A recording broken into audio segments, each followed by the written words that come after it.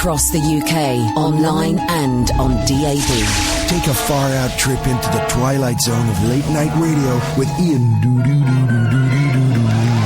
Unmissable late-night radio with the original king of unconventional conversation. Make contact with Iain Lee. The Late Night Alternative with Iain Lee on Talk Radio. Good evening, dear listener. This is the Late Night Alternative. I haven't got any live reads, I've just remembered, Catherine Boyle. What do you need? Live reads. Oh, yeah. Live reads. That is part of the production, the staff's job. Wow! Apparently doing that is part of the job as well. Unbelievable behaviour. Unbelievable. My voice is croaky, but I think it's holding up. I think... There's a buzz. I think it's going to hold up, dear listener. 0344 499 1000 is the telephone number if you want to give us a call. You can Skype Late Night Alternative, and I'm just turning the Skype on now, so you can Skype in at any point. And you know the rules, guys. We will sit here... Oh, God, it's not going to make it. We will sit here and we will chat utter nonsense, and you are welcome to call in about the stuff that I'm talking about or anything else that you absolutely fancy. 0344 499 1000 is the telephone number if you want to give us a call. Now, we've got a special guest this evening. I say special guest, it's a guest. We don't know if it's special yet. Jim, we'll decide that at the end, I think. Start as a guest, work up to special, and then, hope to leave you as a bugger very, off. That's a very special guest. Now, it's Jim Bob from Carter, the Unstoppable Sex Machine. Yeah. But, or Jim Morrison, or J.B. Morrison, where do we go with this? Well, I mean, most people call me Jim. Yeah, okay. But, I'm sort of more Jim Bob than I am J.B. Morrison, I suppose. J.B. Morrison's the author. Yes, and you are an author. Yeah. You have written books. I have, yeah. I'm trying to write a book. Turns out it's much harder than reading books, isn't it? It is, isn't it? It really is. Yeah. There's so many words you have to put into them. It's not as much fun as maybe it sounds in sort of. Well, it does sound like I'm trying to write a book about all the different TV shows that I've worked on and all the pilots and all these, because I've done hundreds of things that most people have never seen, and I think it would be an interesting book. And I've written. I'm up to about 25,000 words, and you've got to have like about 80,000 words for it to be a book or something. Yeah. It's just such a faff. Yeah. How do you do it?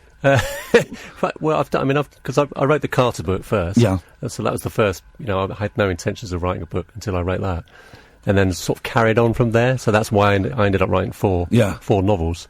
But I would say. I would say it possibly it's getting harder for me to do, which is why, or maybe not so much harder as almost less enjoyable. More of a chore than it was. At first it was exciting. Yeah. Whereas now which is maybe that's just the way it is for some people, I suppose, who writers. It's just such a faff. Yeah. But then someone's told me that you can dictate it into your phone, and the phone types it. Yeah, I mean, I've tried that. I've tried all those. Yeah. all those sort of gimmicky Not things. happening. Whatever way you are physically writing, you just have. That's not the hard bit. Buying a new notebook or a computer or an iPad or whatever. That's the thing, isn't it? I've done that thing where I'm going to buy myself a nice moleskin notebook because that would be a nice. Yeah. But I'm going to get a nice pen. I like the pens in Muji, and it will just be. And I need to move the desks in the wrong place. And the carpet. New carpet would be good. In fact, this house, I'm thinking, but I do the things that I used to do. When I sit at a computer to try and write, I become that 14-year-old who doesn't want to revise for his exams, and it is that thing of, do you know what? Just before I start this, I can't start until I put all of my CDs in alphabetical order. Once I've done that, and it just goes on and on. I can't remember her name. Cara, is it Cara? Cara, somebody beginning with D. Cara Delevingne. Cara Delevingne. She was on telly the other day, and she's got a novel out, and it's already a best. It's like 8 in the charts, whatever, in the book charts. And she was talking about her novel, and essentially she's now a writer, and she was describing the process, which seemed to involve going into a room and telling somebody that she had an idea for a novel. Yeah. And then they wrote it. Shut up. And it's it's that kind of thing, but I find that. Because people think, oh yeah, I could do that, But, you know... Hang on a minute. She's written a book, but she just went and told someone and they wrote it for her. That's pretty much the way she described it. Wow. She had an idea. You know, I mean, everyone has ideas, don't they? Well, here's the thing. Most autobiographies by people I like, and they tend to be pop stars and rock stars, I'll be honest, they're not written by the pop stars and rock stars. I only found this out recently in the last couple of years. They're all ghost-written. Nobody. Right. So who wrote Goodnight Jim Bob? That was written by, I can't reveal, obviously. Cannot reveal your sources. J.B. Morrison. But aren't the best ones that, see, I disagree. In terms of music biographies or autobiographies, the ones that I've read that I've most enjoyed have actually been written by the actual people. Because they seem to be a bit more... had that sort of self-deprecating kind of humour that you don't necessarily get from... So, like the Reckless Eric's one... His is brilliant. Oh, I've not read that one. Is it good? His is brilliant. I bet that's very funny. It's the kind of thing, you know, if somebody was writing it for him, I think a lot of the stuff wouldn't be in there. John Otway's, his is, you know, his is good. If any of my family are listening, those are two books that I wouldn't mind for Christmas. Have you read... No, the best way of doing it is hearing it. Have you heard Billy Idol's autobiography? I have. Oh, man, it is the... Does he read it? Yeah. He reads it. He reads it like that. He wrote it himself. Oh. His lack of respect for women. He talks about all these hideous sexual encounters, right, throughout his life. Then the last chapter is, now I've got an 18-year-old daughter, and I really love her. She's the most important thing to me. And I'm thinking, but what if anybody did any of the things to your daughter that you've spent the last 25 chapters... boasting about. Oh, man, it really is an incredible... I felt the Keith Richards one, I read that. Yeah. That sort of fat book. Yeah. And I don't know how... I think he's just... I can't believe he remembers conversations and that. And then I said to the guy this... Yeah. But the way he talks about women is, I found quite difficult to read. The terms he uses. I came away from the Keith Richards book. I mean, I'm not a big Stones fan anyway, but I came away from that thinking he was an absolute idiot. Because he comes across as a terrible parent, you know, just letting his kid run around in this huge castle while he's off on tour. And then there's that bit right at the very end where he's in a limousine and a fan taps on the window with a really expensive guitar and he says, Keith, could you sign this guitar for me? And he goes, yeah, sure, pass it in. Keith sounds a bit like Billy Idol. Just the way you tell it, yeah. Yeah, pass it in. And he's holding this guitar in the back of the limousine and he's never seen a guitar like it. So he just does up the window and drives off, stealing that bloke's guitar. That's the last bit of his book. Wow. What an absolute winker. But even he winker. paled in comparison with that guy's the drummer whose book you couldn't finish because it was too bad. Oh, Carmine Apiece. He's the drummer from Vanilla Fudge, and he co-wrote "If You Think I'm Sexy" with Rod Stewart. Okay. Oh, it was a litany of sexual assault, and I couldn't read it. I couldn't finish it. We were going to have him on as a guest, and I said, "Can you cancel him? I don't want that man anywhere near my show. Dirty man." Oh. Rod Stewart's book's good, actually. Apparently it is. Although it gets really tedious towards the end. No offence to Rod. Why does it get tedious? Because at the beginning he's sort of striving for sort of any kind of success. Yeah. He's, you know, in the back of a van, all that kind of stuff. Then towards the end, it's very much, you know, he's settled down now. He regrets all the terrible things he did, and he's got, you know, and it's quite a lot about he's got a train set. Which you're not allowed, I don't think you're allowed to call it a train set. I think it's annoying, but it gets very sort of. You think, I prefer the earlier Rod. Look, we should listen. There might be some people. Get this, kids, and we've got Andre and Alan on the phone already, so that's going to be an experience for you, Jim. We should we're very popular with the under 15-year-olds, under 18-year-olds. Very, very popular. And some of those guys have been flunking British pop history, particularly late 80s, early 90s. They've not been going to their classes. So we should explain that you were half of Carter, the Unstoppable Sex Machine, Carter USM, when you became a bit more radio friendly, and you guys for 6-7 years, you guys were huge. Yeah, probably less time than that. Okay. But it happened in a very sort of...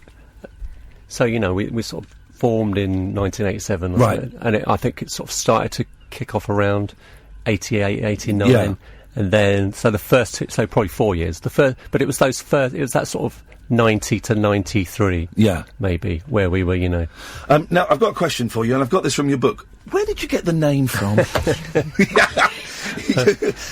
It's a constant gag in the book that being tired of asked where you got the name from. I used to do a breakfast TV show called Rise, and the producer would always say, "We've got a band on. Why don't you ask them where they got their name from?" I go, "Jesus Christ, no." We had the Lost Prophets on, and we asked them where they got their name from, and they were a Christian rock band until. Well, we all know. Until they went that way. Until one of them went that way.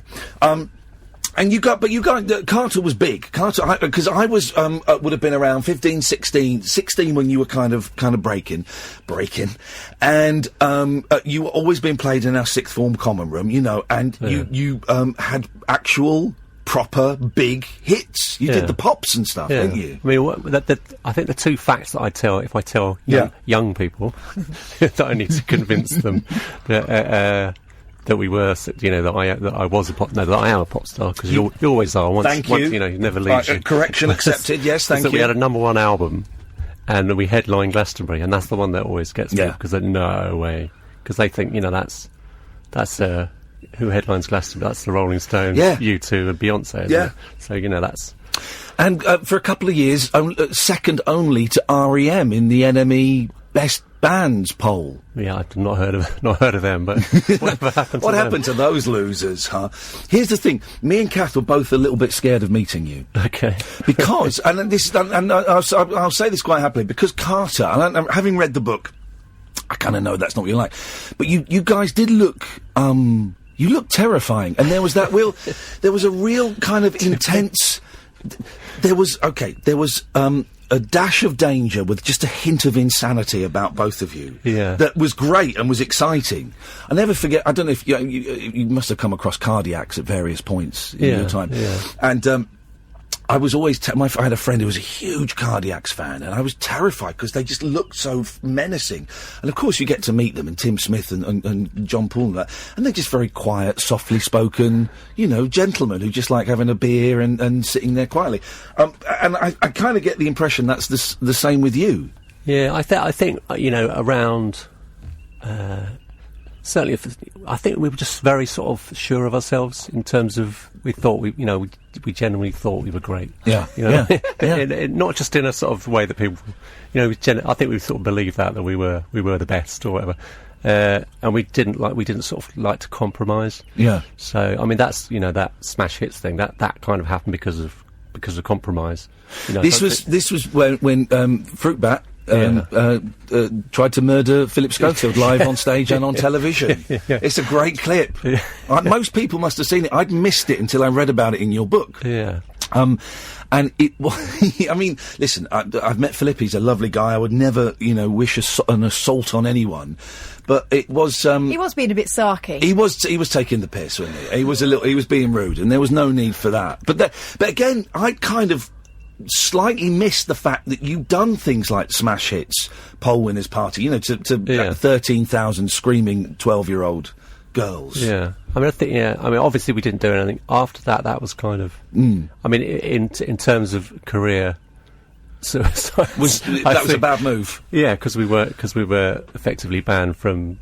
From any kind of live television. But and why did he do it? Was it because you've been miming and you got annoyed? It was. I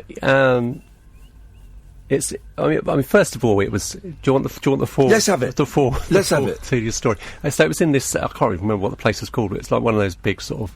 Now it's probably the Docklands Arena or something like that. The Enormo Dome. It was, and there were all everyone that was on. It was the ones I remember. It was New Kids on the Block and Danny Minogue and Marky Mark. Marky Mark was there. Now he's a film star, isn't he? And all those kind of people. Colour Me Bad. Oh wow! So all that kind of thing, and us and the farm. I remember that, and they just put everybody in this big, massive sort of room. Like, didn't have it wouldn't work now because all those people would say no. We want our own. Oh, so you just all in like a holding pen in a kind of massive green room thing. Wow. So Danny Minogue's over here doing her dance routine, warming up a dance in front of everybody else. Incredible. And then we were there all day from early in the morning, and got bored, and the farm, that went to the... Do you remember the farm? Of course I remember the farm altogether now, yeah. Groovy Train. Just in case people think I'm talking about a farm. Not a farm. The 90s pop scene was weird. There was this act that used to take animals around with them, and it was incredible. So basically they went to the off-licence and brought back a shopping trolley full of good booze. for them. So that's what happened. So then we got incredibly drunk and then went on and did our thing. And what we'd been assured was that because we were a bit uncomfortable miming on... I was singing, but we were essentially miming. Maybe felt uncomfortable miming on kids' television. Yeah. What we were sort of doing. And they said that what they wouldn't do is they wouldn't fade it down to make it look obvious. Okay, yeah. And then so it got to the end and they just pulled it down really, really sort of obviously. And that's when, Les Fruitbat sort of lost it and started kicking things over, which led to Philip Schofield doing his, Philip Schofield comes on all hoity-toity. Oh, that's the most original thing I've ever seen. I've never seen a rock band doing that before. And then Les came back on, and so I didn't see any of this. I only saw it, the next day on a video. I think. Yeah. It then came back on, and people like to say rugby tackled, but I think you wouldn't get away with that on a rugby field. Sin binned. Sort of, above the waist. Yeah. Knocked him to the floor, and sort of nobody really knew what to do. No. And he sort of carried on, didn't he? Well, it's always a wonderful moment, and it doesn't happen in live TV now because you don't get live TV when the camera cuts to the audience for a period, longer than 10 seconds. They look terrified, didn't they? these little girls, like, what's going on? Yeah. It was wonderful, though. Yeah, and then they sort of told me that we had to leave, and I had to leave because we were going to be arrested for GBH and a possible murder of a child. For throwing things at children. It was ridiculous. And then I sort of went... I think I got home. And I thought that was the end of the band, basically. Yeah. And meanwhile, Fruitbat had gone... at the end of the show, he tried to get back on stage for the sort of sing-along. Big sing-along. He thought he'd be allowed to do that. Wow. And then he went back to a hotel. I was told all this afterwards, I wasn't there. Back to a hotel and was... He had a load of our CD. It was the CDs quite new. Yeah. And now this would probably be racist, but he was trying to give them all away to a group of Japanese businessmen because they supposedly invented them and destroyed the music. So it was that kind of, it was absolutely. And then I didn't know, it was only the next day that I saw him, and then I saw the funny side of it. Oh, good. And then it was on the front page of all the papers. So. I love it. 0344 499 1000. Andre and Alan will come to you in a second. This is the Late Night Alternative with Iain Lee on Talk Radio with Time to Change. Set free your mind. Let your fancy take flight. Conversation gets curiouser by the glow of moonlight. The Late Night Alternative with Iain Lee on Talk Radio. This is the Late Night Alternative with Iain Lee on Talk Radio with Time to Change. 1 in 4 of us will fight a mental health problem this year. Having a mate in your corner can make all the difference. Search Time to Change to find out more. We got Jim Bob from Carter USM, Carter the Unstoppable Sex Machine, and it was so funny getting the lift up with you, Jim, because I was saying last time I saw you, it must have been 89, I'm going to hazard a guess, at the Old Trout in Windsor, which was a really tiny little venue. It was round the back of a pub, and of course now it's a gastro pub, and it's a restaurant, and all of this stuff. And it's where we used to go. There was a pub in Slough we used to go to called the Wheat Sheaf, where you'd see local bands. And then if we wanted to see kind of slightly bigger bands, we'd go to the Old Trout, and I saw you, I saw the Rocking Birds, I saw That Petrol in Motion, I saw the Pixies, and you were saying that a lot of people kind of mention this venue. Yeah, I don't know why. There must be a reason, or unless it's just for some reason it's a memorable venue, and I meet a lot of people who say, "Oh yeah, I saw you at Windsor Old Trout." Yeah.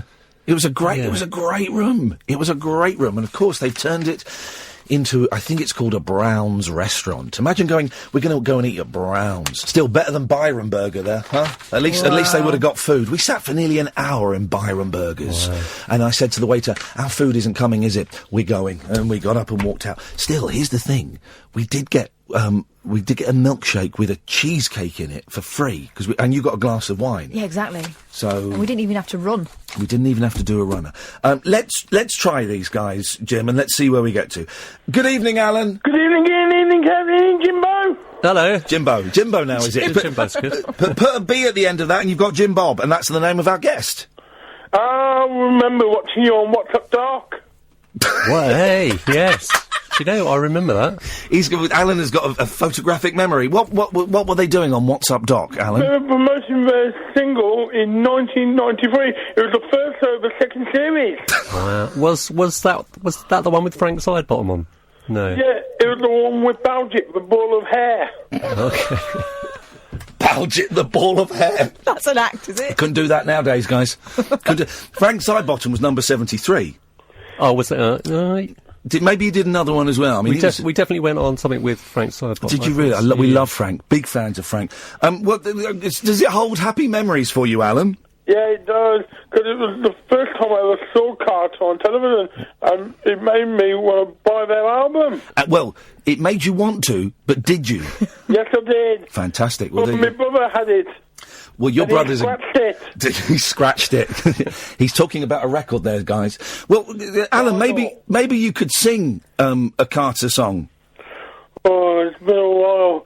I have to download it and refresh my memory. OK, well, you go and download it and refresh your memory, and maybe give us a call back before 11. I'll try. Thanks very much indeed. There we go, you see. Wow. Let's see how we get with this. Good evening, Andre. Hi, Class. Oh, Ian, sorry. Yes, Andre. Yeah. I promise you these are real people. Yes? I've got a song going on, actually. Have you? It might not be relevant, though. Can I sing it? Well, anyway? Please do.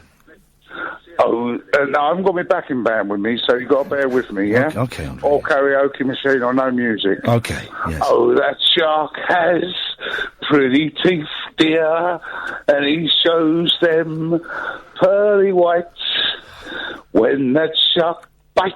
Thanks very much for calling. Here's the thing, Jim. Those are real people. This isn't like Steve Wright's Mr. Angry. Those are actual people that have the vote. They live amongst us. I do hope Alan calls us back before 11 o'clock. You know he will. He's practising now. I know he will. Look, I would talk more about Carter, but what are you up to now? What are you doing now? Because I noticed that you've online that you've been doing some live shows. Yeah, I do a very sort of sporadic live shows. Yeah. So I'll sort of do... probably will have done about 6 this year. Wow, busy guy. Yeah, busy guy. Spread out over a long period. So I'm playing Shine Weekend. I don't know if you know, which pretty much every Happy Mondays. Okay. I'm going to attempt to name everybody, but I won't succeed. Yeah. From the 90s mainly. At Butlins. Okay. Oh, okay. Yeah. Yeah, those are supposed to be good, those things. Apparently, yeah. Which is obviously something I would never have dreamt that I would have played at Butlins. Well, it's strange, isn't it? That I'm a big fan of nostalgia. When I was growing up in the 80s, I was really into 60s bands, and people were laughing at all these 60s bands, the Monkees and whatever, coming back and doing tours and stuff. But pop music is cyclical, and it seems to be like coming in 20-year waves. And so you go back 25 years ago, and that stuff becomes popular again, doesn't it? But by the people that were originally there buying it, and then also by their kids to a certain extent. Yeah, and a lot of people, come back bigger than they were. Yeah, certainly in a live sort of situation. If you think of someone like the Stone Roses, who are like massive, and obviously they were big, but they could never, they never played the size venues. No, that they could sort of play now all over the world. Well, they weren't the greatest live band. I couldn't possibly. I mean, they were famously. I mean, Ian Brown's vocals famously were a little bit all over the shop. But when was the last time you did a gig as Carter, or did something with Les? Well, because we got back together in wherever it was. I can't remember the decade. Memorable times. Yeah, memorable times. Yeah, it had a 7 in it, so I'm going to say it was 2007 or something. And we came back together and we were just going to do a one-off gig. Yeah. And we ended up doing 2, and then we did 2 the year after, and then I think we skipped a year, like Glastonbury, and then did another 2 the year, and we were kind of doing a regular 2 gigs almost every year. Yeah. And but sort of Brixton Academy, and so big proper gigs, and selling them out without any kind of publicity. Really. Yeah. And then in 2000 forgotten again. See, 2014, I think was the last time we did it, and we sort of announced in a big way that we'd would never do it again. Wow. That's kind of it. So since then we haven't done it. So, never do it again, Jim? No. Never? But the thing is, I found, I'm playing on the Shepherd's Bush Empire next March, and I think there are only 70 tickets left. Wow. And that's me on my own, which is... Wow. So that's unheard of for me to play anywhere. Why would you want to split the money with anybody? Absolutely. So that's you start to think, this is, hang on a minute. Yeah. And, and it's just me, so we don't need, because we always spent so much money on lights and all that kind of stuff. Well, I don't know if you're aware of the comedian Limmy, the Scottish comedian. Yes. Yeah. I love Limmy. But famously, he did a couple of live shows, including 2 at Hammersmith Odeon. And then on Twitter, like a few months later, someone said, "You must be loaded after those shows." He said, "No, I just got the bill in $5,000 for lights." Wow. And he ate up all of his money. He spent all of his money on lights. So don't go for lights. But it's once you've sort of got that reputation. Yeah. Limmy, Carter, they're the 2. Pink Floyd, they're the big light. The thing I loved about Carter is that you just look so different, and partly because for the most part of your career, I know it changed towards the end of the first incarnation. It's just 2 blokes. It's just 2 blokes, and it's at a time. But you were still considered a band. Now you've got boy bands, of course, and stuff, and there's tapes and everything going on. But it seemed quite unusual to have a serious, in inverted commas, group, but it was just 2 people playing to tapes. Yeah. Where did that idea come from? I think when we were in a band, like, immediately before we started, like, 2 weeks before we did the first Carter gig, we were already in a band. Jamie Wednesday, which were like 5. I'm going to say 5. Say 5. I'm not very good with numbers, I'm noticing. Basically a band. Numbers seem to have slipped your mind. A proper band, basically. And then we sort of had this gig that we were going to do, basically, at the Astoria, like, supporting Men That Can Hang. Wow. But as Carter.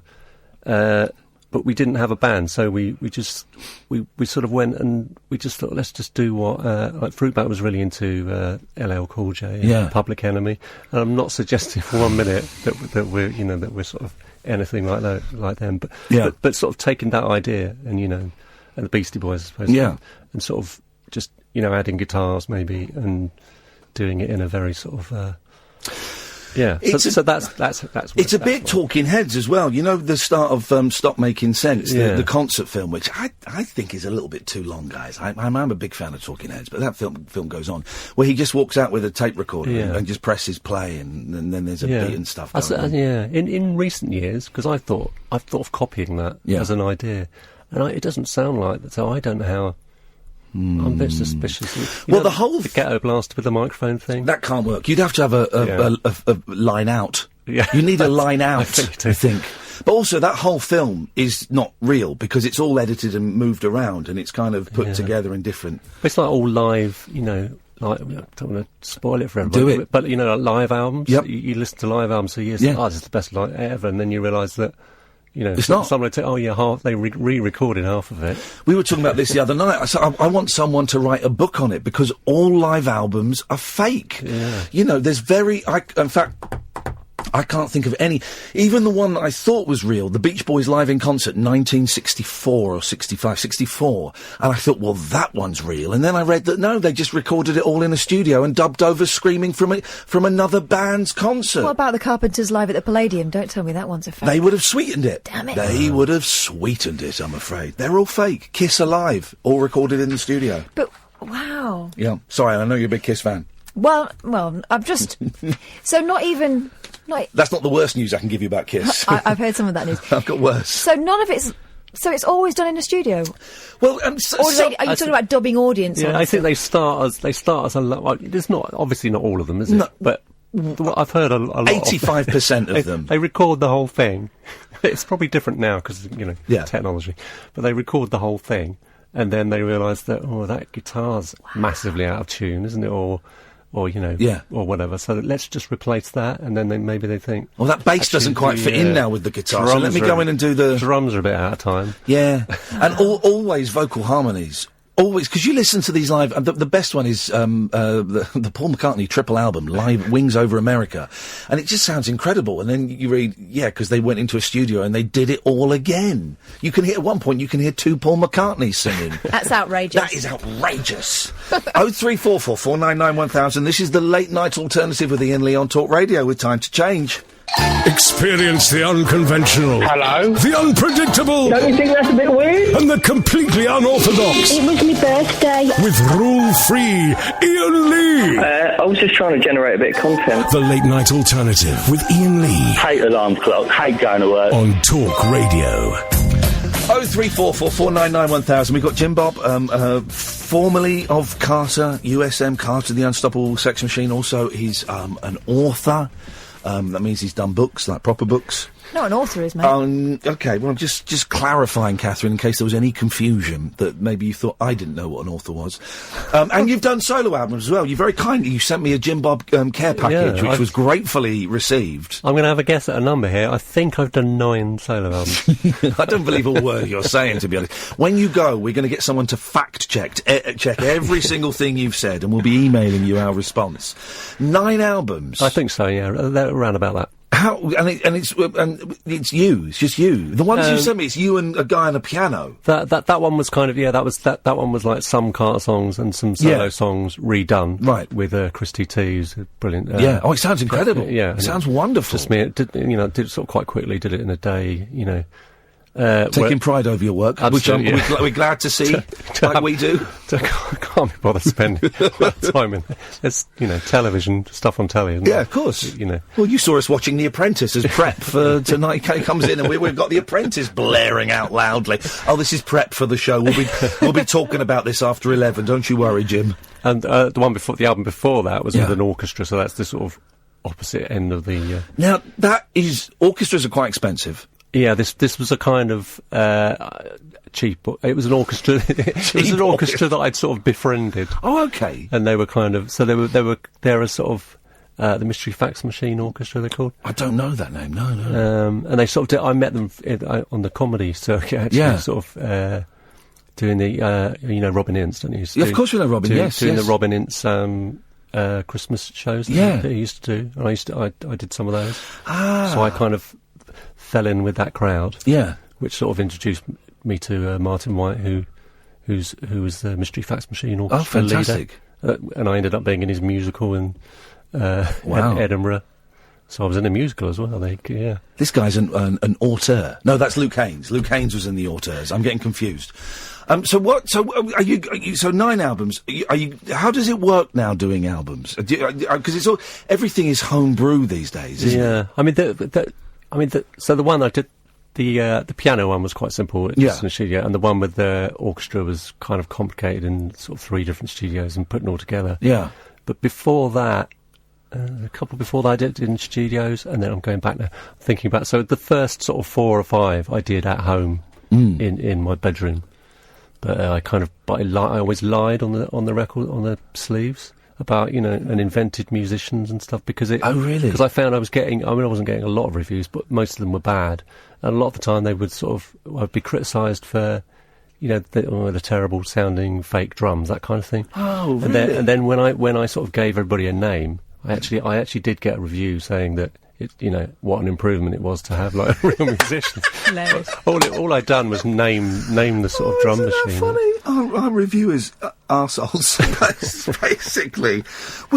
Did the reviewers like you? Back in the day, in the 1991, you were quite popular with those guys, weren't you? We were. Was some of them, with sort of a group of. I'd say we were, we were kind of loved and hated by reviews. So there were. Because it was mainly, it was The Enemy and Melody Making them, wasn't it? And there were some journalists who really liked us, but there were some others who absolutely hated us. Yeah. Seriously hated us. And they tended to sort of come to the fore later on. Yeah. But that's the nature of Britain and pop and TV stars, is we love you, we love you, now get lost, we hate you. And it can turn like that, can't it? But especially with the Enemy, because we were on the front cover, quite a lot for a period of time. They put us on the front cover to the point where we complained, don't put us on the front cover, because it was, oversaturation or something. Yeah. But then sort of, I remember in more recent years, not now, but they would kind of pretend those covers didn't exist, sort of thing. Do you know what I mean? Oh, right. Whitewash you out of history. Yeah, but Where's the enemy now? It's given out free on the underground. So deal with that, guys. You would in the book. I've not finished the book, but I love it. It's such a good book. Good Night, Jim Bob, which is out of print. Is it going to come back into print? I'd like to think so. That's down to Cherry Red Books to. Come on, Cherry Red. Do that. Pull your finger. I like Cherry Red. They're brilliant label. Oh, amazing. Great stuff. Pull your finger out, guys. I'll tweet them. I'm going to tweet them. Yeah, That'll make it happen. That's what they need. That'll make it happen. You talk about playing a really big gig. Was it Belgrade? Or, Yugoslavia? Zagreb, maybe. Zagreb. Yeah. Where you play like a huge... Yeah, it was a weird time. It sounds like a weird time, man. Because I'd say it was when we were on... I would say we were on the downward spiral. Yeah. Let's call it a spiral, more of a slide, in sort of, in this country. But we went to, I don't know how it happened, we went to Zagreb and we did a kind of big gig there. I think it was about 6,000 people or something. But it was kind of just in the war, the sort of Yugoslavia war thing was sort of off and on at the time. Yeah. So I don't think, there weren't many bands didn't go there, basically. So, I mean, bands did, obviously, but not so many. So... and apparently we had like 2 #1 singles there, and because they were just based on a radio play, I think, not on sale. And you chose not to play those 2 #1 singles. We obviously didn't play those. Well done. A way to annoy your audience. We did. Is that in the book? It's in the book. So we did definitely. That upset. Yeah, but it was just that arriving there and on the plane, the captain on the plane sort of welcoming us. I can't say it was like the Beatles arriving at JFK for the first time. And they had the sort of whatever the equivalent to the FA Cup final there with the ball boys wearing Carter shirts. Isn't that incredible? And then they took us to a castle for a kind of 6-course meal, and then go-karting, all these things, and a stretch limo, which sort of made us feel bad because when you're driving through a sort of recent war zone, you can feel a little uncomfortable. Yeah, but so that was like an amazing time. But do you look back and just think, geez, I cannot believe some of the, because you talk about touring the States and all of this stuff. Do you just think, I cannot believe that happened to me? Yeah, I mean, obviously, I'm sure a lot of people have been in bands say this sort of thing. But I wish I'd enjoyed it more, or I wish I'd gone out more. Yeah, because because it's a cliche, isn't it? But you sort of travel the world and don't really see any of it, and that was very much the case. Have you got kids? I've got a daughter. Yeah, but she's 31. So. 31. Okay, but so at the time, she was. What did she think of Dad being a pop star? I think she was. I think it was obviously it was normal to her. Yeah. She didn't like the autograph sort of situation. If she went to a gig. Yeah. And like people sort of were asking for my autograph, she didn't like that. It sort of wound her up as I was being attacked or something. And she definitely didn't like them asking her. Yeah. So it's fascinating. I love it. We're talking a bit more about what you're up to at the moment, and we'll if you've got anything you want to plug, if you want to sell it, Jim, these suckers listening to this, they have got very, very deep pockets. Does that mean you're rich, or does that mean you're stingy? Rich. They got deep pockets, this lot, so we'll sell them loads of stuff, and we're going to tweet Cherry Red. 0344 499 1000. This is the Late Night Alternative with Iain Lee on Talk Radio.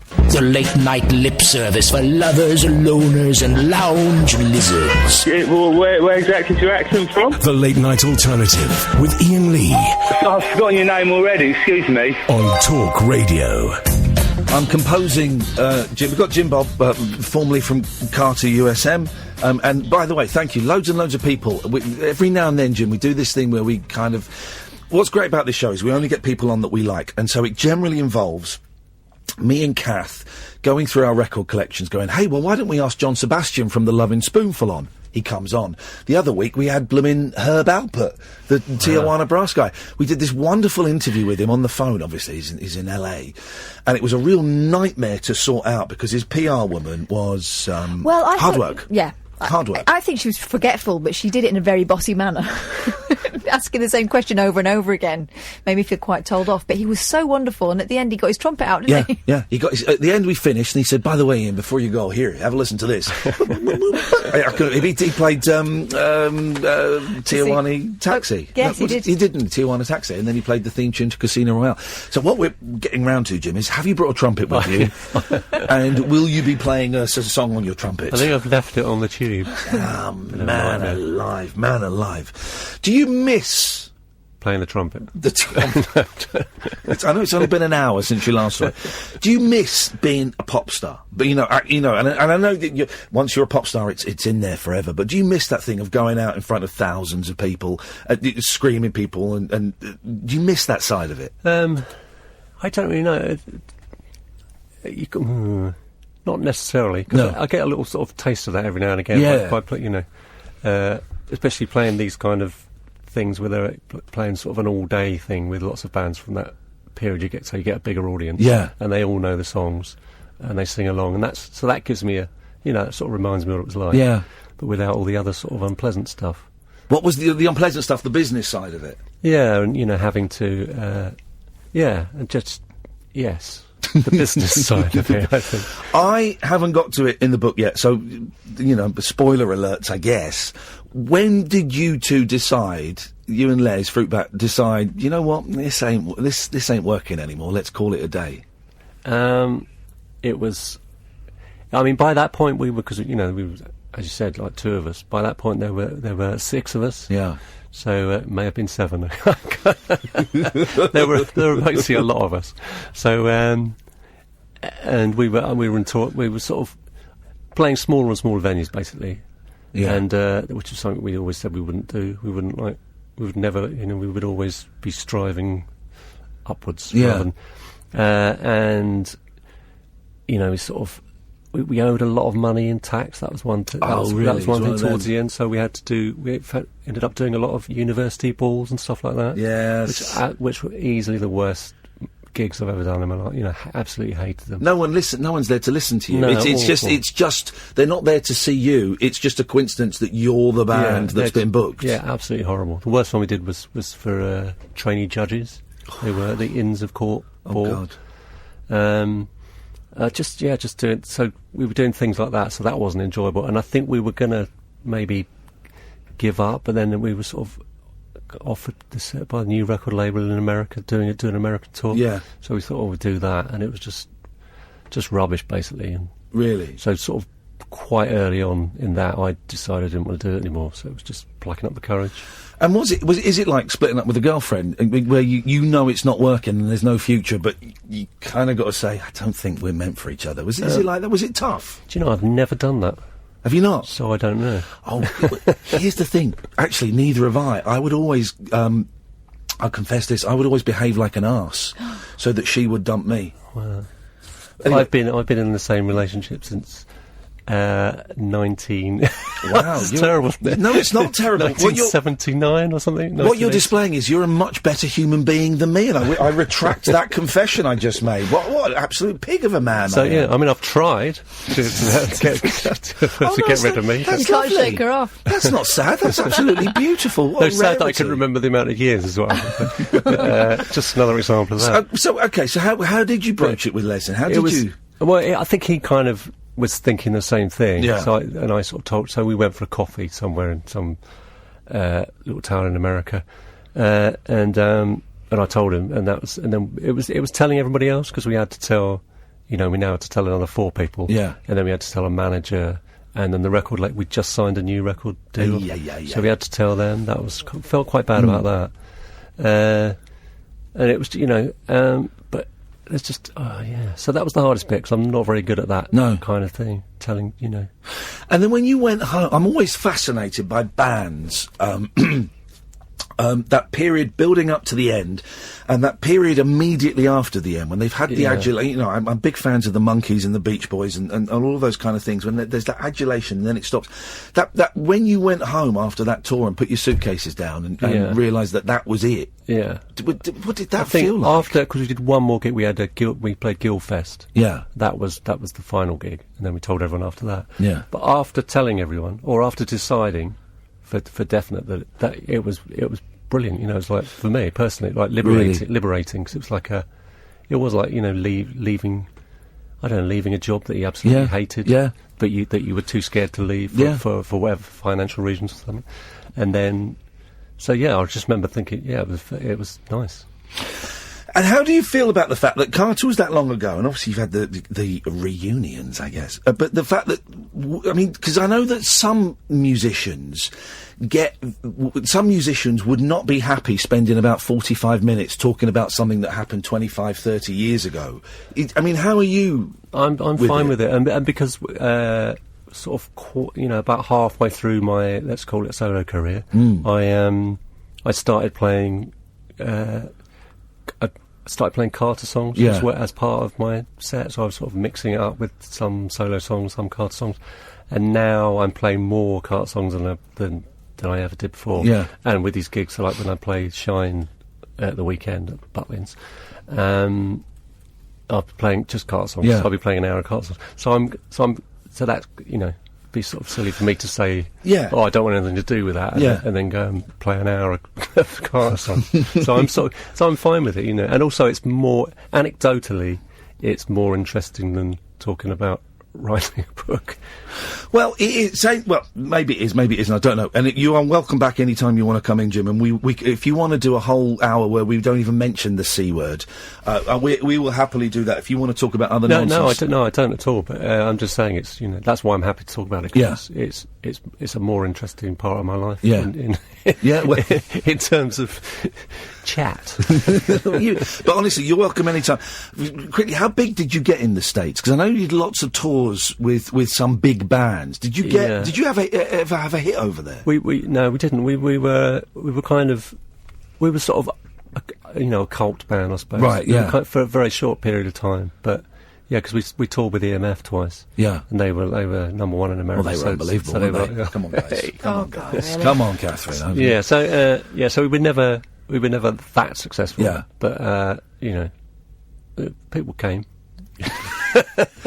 Well, that's all you can ask for, isn't it? That's all you can ask for. And an uneasy meeting. Now, who was it? Was it the Beastie Boys that you met? And they I've just read this bit where they gave you the same treatment that Ken Livingstone gave you. They just almost ignored you. You went backstage to meet the Beastie Boys. Yeah, just that sort of shrug as if to say, you know, because I didn't want to. I don't like that kind of thing. Yeah, I don't like going to just presuming people know who you are because you're in the same sort of business. Yeah, of course. So I didn't want. So we were taken back because we were the same record label. It was in Paris to meet them, and it was very much sort of. They were like, they did sort of go, you know, had no idea who we were, and it was just embarrassing. Because then you because then you think, oh God, I hate the Beastie Boys. How dare they? How dare they not know who I am? Listen, I'm gonna. Am I cool to end on a Carter song? I mean, would that be cool? Is that fine? Yeah. How are you going to perform it? I've brought my trumpet. I found one on a tube. I'm gonna play a song. Let's get the plugs in. The book, which is out of print, but I've got a copy, and when I've finished, I'm happy to lend it to people. But you've got to write down in my book that you've been lent it. Otherwise, I'll never get it back. Good night, Jim Bob. On the road with Carter, the unstoppable sex machine. You're at Mr. Jim Bob on Twitter. Yeah, is that right? That's right. Is there a good website for people to go and have a look at your stuff? I mean, if you just Google Jim Bob, I am the first thing that comes up. Are you really? Just ahead of the Mormon bloke with 27 kids. That's not bad, is it? That's not bad. And you will find that the thing that my manager had told me I had to say were two things. Firstly, I love Iain Lee, to tell you that. Oh. And... Who's this manager? Sounds like that he's got excellent taste. Well, okay. No, yes, he has. There was a dig there. We got that. We got that.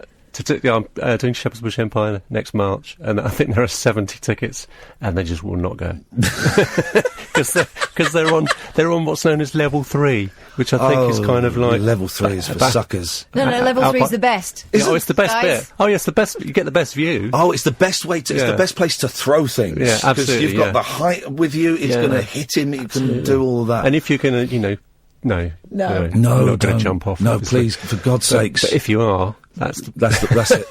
If you want to go out in style, go out at a Jim Bob concert. I've always said that. Ticket's a ticket, man. Jim, so nice to meet you, man. Thank you for coming in. Let's, now it's going to play Monkey Magic theme. Here we go. Let's have some of this. Beautiful. Welcome to nothing much. A no holds barred half Nelson and the loving touch. The comfort and the joy of feeling lost, with the only living boy in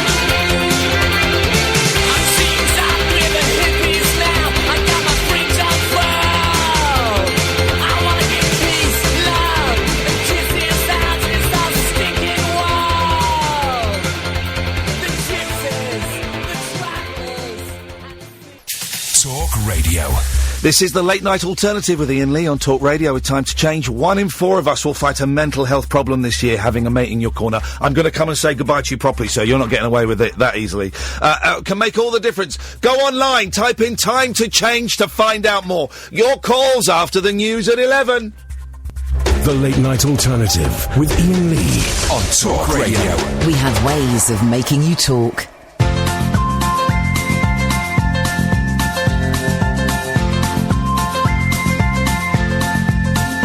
There's a voice that keeps on calling me down the road.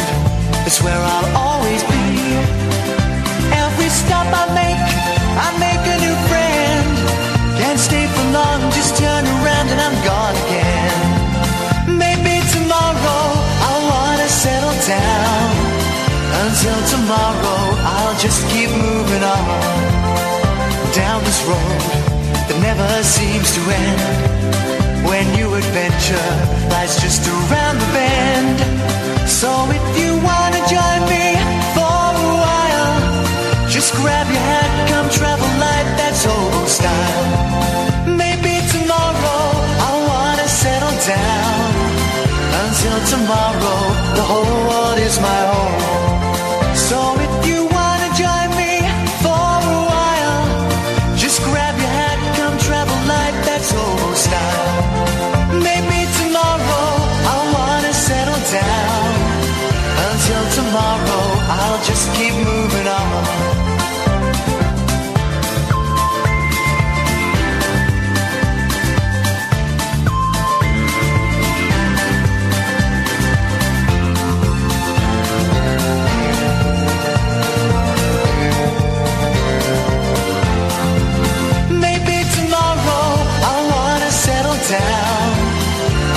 Tomorrow I'll just keep moving on.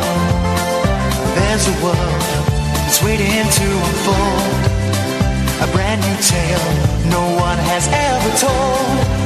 We've journeyed far but you know it won't be long. We're almost there and we paid our fare with a hobo song. Maybe tomorrow I'll wanna settle down. Until tomorrow I'll just keep moving on. So if you wanna join me for a while, just grab your hat, come travel like that's old style. Maybe tomorrow I'll find what I call home. Until tomorrow, you know I'm free to roll. Ba-dum. Why don't we just stop the music and go, yes, the lights out, please, Catherine. Jim Bob has gone. Yeah. What a nice man. So nice. What a nice bloke. And I got that from reading the book. And I got that as well because lots of, and literally for about the last year, more than the last year, people on Twitter, nice people on Twitter, saying, you should get Jim Bob in. And it's kind of like, yeah, well, maybe. And I couldn't find that book anywhere, except someone was selling it for £100 on eBay. Good luck with that, you chances, because I'm going to get it reissued on Cherry Red. But it was the fact that it was so many nice people suggesting that we get him in. I thought, oh, he's going to be delightful. And we've been emailing each other a little bit, and he sent me this lovely little package of books and CDs and things. And what a charming gentleman. I hope he got, when I spoke to him at the end, said you can come in any time you want. I hope he got that, because if he rocked up tomorrow, I'd be more than happy to have him sit in with us again. I loved it. He was quietly amused that we were intimidated by him coming in, but he was kind of glad that the image of those days had paid off. Yeah, exactly. 0344 499 1000 is the telephone number if you want to give us a call. We're back to kind of usual nonsense now that Jim has gone. Oh, I should just say, of course, this is the Late Night Alternative with Iain Lee on Talk Radio. With time to change, 1 in 4 of us is going to fight a mental health problem this year. Having a mate in your corner can make all the difference. Search Time to Change to find out more. Usual things apply. You can call in about absolutely anything you want. 0344 499 1000. You can Skype us, Late Night Alternative. If you look and send me a contact request, I will add you. And one of the joys about Skype is we don't get many calls on there yet. We will do. Several people have suggested I go on to Reddit and post it there. When I work out what that means, I'll certainly consider it. But the calls that we get on Skype are, I tell you what we can do actually on Skype. We can see, my voice really is going, okay, really is, struggling a bit. But we can see, who's online on Skype. Now, should we try and call someone who's online? Can you pass me those headphones, please, and turn them up? On. Turn them up to the maximum. I said turn them up really loud up your bum. Turn them up. I can't turn them up my bum. Well, I don't think. I'm not that good. Let's try this guy, David Dawson. David Dawson. If you answer it, you're going to win £1 million. From someone else, because we ain't got it. No, we will not be giving you £1 million. Let's just call this guy. I don't know who this guy is. Let's see. See what happens here. Wonder if David's going to answer. David Dawson. He's got a fine beard. This is a bit like Knowles' house party when they went to the You Watching Us Watching You. And it was Chris Evans touching himself. Wasn't it? Was it? Well, wasn't it? That was the rumour. He was watching Baywatch. That was the rumour. I've never heard that one. Have you not? Well, Google it. I don't want to say too more because I don't want to be libelous. But Google it's fine. Well, Google it. I mean, that was... Googling is fine because you're not... Google it. Just Google it. Everyone's suddenly gone. Let me try this. Let's try calling Naomi. Naomi Badoui. Badoui. Badoouille. Badoui. Badoui. That's what I'm saying. Badoui. No one may answer. If you're listening at home, you're waiting for the topics, there aren't any. You can pick up the phone and you can give us a call about absolutely anything you want. We did have terrible... Hey, Naomi! Hello. You're on Talk Radio. Good evening. Good evening, Naomi. Good evening to you. You've just won £1 million. Thank you very much. That comes out of Kath's... Whoa. Comes out of Kath's whoa. How are you doing, Naomi? I'm fine, thank you. Now listen, we've not spoken on air, have we? We've exchanged a few messages on Skype, but you've not called in. And then now I'm suddenly remembering that I think you said you were too nervous to call in. And so if you want to bail out of this call, you're welcome to, because I don't want to bully you or anything like that. Thank you. Well, it's very nice to talk to you, and I'll talk for a few minutes. Okay. We'll talk. But if you want to go at any point, because as you answered, I thought, oh, hang on a second. I think I remember her saying that she's a bit of a shy person. I'm trying to place your accent. Manchester. Is it Manchester? No. Further north. Where? No, further north. Further north. Bradford. Oh, yeah. You busted there, Catherine. So she said Bradford and not Halifax. I knew people that were from Bradford who used to always say they were from Halifax. No, Bradford lass. Is Halifax is Halifax posher? Well, I think that's what they were trying to do. Really? No. You weren't kidding anyone. Bradford's in between Halifax and Leeds. Yeah. Yeah, you see, you've got to be so careful. So how come, Naomi, do you use Skype very often? Not that often. Because I don't. I've got so many different Skype accounts, Kay. We've got the Rabbit Hole one, which we use for those podcasts. And I've got this one. And I think I've got a personal one. But I certainly don't use it. And I would struggle. I know what it's called, actually, now I've just said that. But I wouldn't remember what the login was. And it's not one of those things that I really use very often, and you don't have to use it so much now because a lot of phone calls are free, aren't they? The thing was that it was a big thing 5 years ago because you'd still pay for phone calls, but now FaceTime and WhatsApp, it's all free, isn't it? Everything's free, so it works out good. Naomi, there's got to be a catch somewhere. There has got to be a catch somewhere. I can't. You'd think there is something somewhere. Well, it's like that phone box we saw the other day, where it's free now. It's not a phone box; it's like a phone like billboard. Like a little station in the middle of the phone station. And do you remember when PlayStations came out and were hip, and everyone was adding the word "station" to like the stuff? Wasn't there a shop called Game Station? Game Station is still going. Yeah. I can't think of any other Railway Station. Railway Station. All right, let's play station tennis. Oh God, no! Hang on. PlayStation.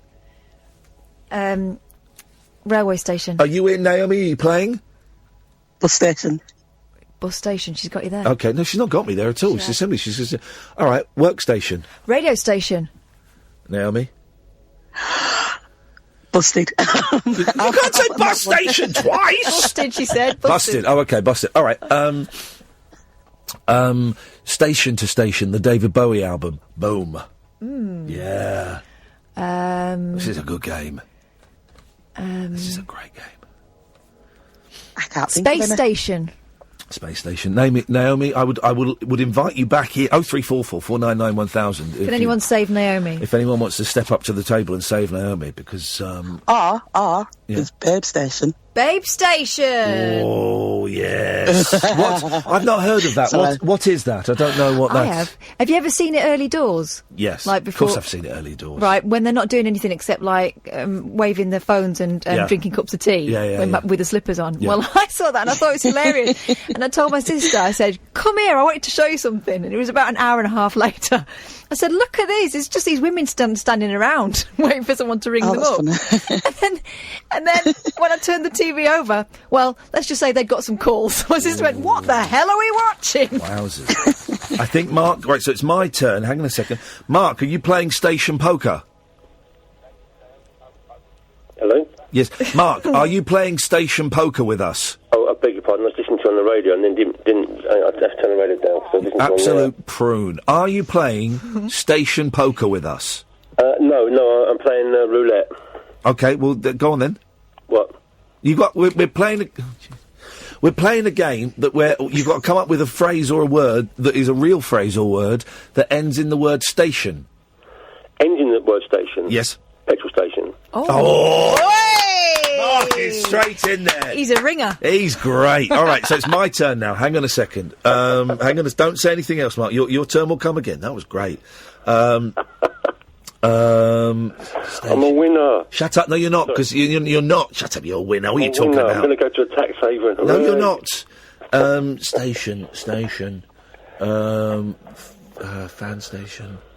Air station. Come on, Ian, you went to grammar school, didn't you? Shut up, man. I didn't even go to school. Shut up, man. What a thicker you are. Shut up, man. Are you looking on Twitter for help? No, I'm not looking on Twitter for help. You are. No, I'm not looking on Twitter for help. I'm just trying to sort it out the stream on Facebook. Oh, Naomi, flipping heck, if you could see him now, his nose is growing. Plant station. A big one. Plant station. No. What's that? Where you get plants from. A plant station? That's a nursery, It's a isn't garden centre. Plant station. Why do they call it a nursery? Because of the young plants that you're growing. Stupid. It's a stupid thing. Oh, a service station. Yes. Thank you. That's a good one. Right, Catherine's turn now, That Mark. is a good one. Thank you, Naomi. It was a good Thank one. you. Respect it. I'm accepting the respecting. Catherine, your turn. That was it. What? Keep thinking, Mark, because it'll be your turn soon. Sheep station. What is that? Isn't that what they have in Australia? Oh, yeah, that's true. That's No. Do they have a sheep station? Yeah, no, it is. I'm going to I Google think that's it. what they're called. Sheep station. Yeah. Sheep station. Yeah, I'll give you that. All right, go on, Mark. Your turn. Have I got to? Yes. Can I mention the thing I called up about first? No, because it'll be something boring that you don't really want to talk about. You want to play station poker with us. Oh. You want to talk about Priti Patel or something, and I'm not interested. No. It was about my song. Oh, go on then. Yeah, what? Stay there, Naomi, because you're not getting away with this. What? Yes, go on, Mark. Oh, no, please, but I... Hang on. Right, okay, let me have a go first. Deforestation. Oh, no. Yes. Deforestation. All right, can I do one then? Yeah. Defenestration. That doesn't end in station. Station. Doesn't end in station. So no, you can't do that. Go on, Mark. What are you going to say? Oh yeah, I just want to say I'm really sick of being poor, stupid, and unknown, and I want you to look up my song on YouTube. You don't know by the renditioners and play 1 minute 50 of it on air, so I can become discovered. Well, that's not going to happen. But well, listen to it off air. Listen to it and see what you think. Well, no, I'm not going to. I never click on links, and I certainly never search for links that people have told me to. But don't take it personally. Am I ever going to get famous then? Fame is grossly overrated. In the words of Morrison, I just want the money. you just haven't earned it yet, baby. Just want the money. You don't know renditioners. Look it up. Thank you very much indeed, but I won't do. Gaz, stop listening to this show because he's just texted in Station Master. Well, if you're having deforestation, That's that is legitimate. well, then you can have station master. No, it doesn't end in I can station. have stationary. No, you can't. Naomi, am I right or am I wrong? They don't end in station. Sorry. Thank you. She's hard. Yeah, she's from Bradford. She is. Naomi, listen, it's nice to talk to you. Thank you for picking up. Thank you, and nice talking to you guys Nice too. talking to you. Take care. She's got a Thank you lovely very voice. much. Yeah, it's very nice nice. tone to her voice. Any more? For any more? Station. I've got loads. Have you? Yeah, I've Go on then, actually. give me one. Well, it's a controversial word, but it's topical. Very popular at the moment. Molestation. All right, yeah, I get it. Protestation.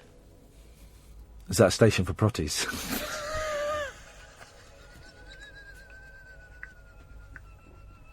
What are you even laughing at? I'm laughing at the speed at which I said that. Not the content, but the speed. The fact that it came out your mouth before you'd finished thinking about it. Exactly. Kyle's, now Naomi and Mark have left the station poker table. Kyle has grabbed one of those empty seats. Good evening, Kyle. Good evening. Good evening, Kath. Good evening. You're through to station poker. Put your chips in the middle and let's be having you. I'm sticking in the meteorological. Meteorological what? Station. Yeah, I'm liking that. Why don't you just say weather station? I like it. Because he's trying to sound intellectual, which I appreciate it because we're going up to his level. He's not coming down to ours. No. He's dragging us up. I like that, Kyle. From the tone of your voice, I think that's the only one you've got. But we're going to come back round to you soon. Catherine, have you got any? Is it my go again? Yes, it is. But I gave you protestation. Okay. Okay. Well, I'll do one. Then you've got to do one. Okay. Reinfestation. Oh. Reinfestation. Oh, hello, weary traveller. Someone else has sat down at the table. What's your name, traveller? David Babcock. And are you here to play station poker? Potentially, but I'd like to bring you up on something. Okay, what is that? The end of deforestation is not station. Deforestation? Yeah, but the word is to deforest. The end of deforestation is, if anything, nation. The end of the word is station. No, because it's deforestation. It's got nothing to do with Asians, mate. Let's not be racist. No. It's deforest. Station. Deforestation. It's not spelled deforestation. Deforestation. All I'm hearing is people saying station a lot, which is the aim of the game. Yeah, well, exactly. I've got one. Go on. Train station. How long have you been listening, Badders? I've been listening to you. Has someone already said that one? Yes. Good night, David. Gestation. For the nation. The station for Jesses. Let's tell you what. Let's take a quick break. Moonlit musings from mums, madams, and meat packers. Oh, never mind, I must have misheard. The Late Night Alternative with Iain Lee. The station's brilliant. On Talk Radio. The phone. This is the late... I can't speak, guys. This is the Late Night Alternative with Iain Lee on Talk Radio with time to change. The phones have gone mental. Kyle, are you still there? I'm still here, boss. Right, Catherine is returning. Catherine, we've got 6 calls lined up. I've just seen. So, I'll try and do these in the order they came. Davey. Justification. Sorry? Train station, radio station, fire station. No, but you said justification. Yes, I'm justifying the poker station that you're playing. Yes, but the justification ends in cation, not station.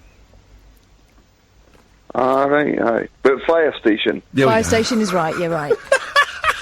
I mean, we got there in the end. Good evening, Darren. Evening, Ian. Are you in for a one-hander, or are you going to stick around for a bit? Is that a double entendre? No. Oh, it was right, a double entendre. Double entendre. If you stopped into a shop and it sold stale bread, it'd be a crustacean. Kyle liked that one. Kyle liked that. Did you, or was that a snort of derision? No, it was laughter. Don't encourage him. Darren, you made Kyle laugh there. That's a rarity. Just calf, come on. Crustacean, I know it's a crab, really. Crustacean, I know it's a crab, really. Thanks for wasting our time, Darren. Who was before Darren? Who was that fine gentleman? I don't know. With the fire station? Davey. Kyle's amused. Well, Kyle, it's your turn. What word have you got, buddy? I've got, weather station, because I said meteorological before. Yeah, I suppose so, technically. Let him have it. All right, police station. Oh. Yep. Well, ambulance station? Got to be, isn't it? No, it's not. You can get station. Ambulance area. Hang on. Raheem. Raheem. Hello? It's Raheem Kassam from Breitbart, here to play station poker. Would you allow ambulance station? Ambulance station? I wouldn't. I don't think there's any such thing. No. Kyle, would you allow ambulance station? Me and Raheem don't think there's any such thing. No, I think there is. So I'd say yes. Okay. Would you keep it then in an ambulance garage? I put ambulance in, first thing that comes up on Google, ambulance station. All right. Medical station. Raheem, your turn. Waterloo ambulance station. Power station. Oh! Power station, I like it. That one, have we? Oh, hang on. The randomiser's been hit. He's going to pick someone at random. Oh, Raheem, it's landed on you. It's unlucky, but you've got to do another one straight after. Workstation. I think we've had that, haven't we? We've had that one already, Raheem. You've had that one. Anyone you'd like to say hello? Would you like to say hello to anybody before you go? Before I go? Yep. Too late. By the way, we'll do that tonight. If anyone wants to phone up and say hello to anybody, they can come and see how far they get. Evening, Billy. Hi, Ian. Well, first things first, Davy's taken mine, but he can't have crustacean because that's not how you spell it. No, I know. That's why that didn't get anywhere.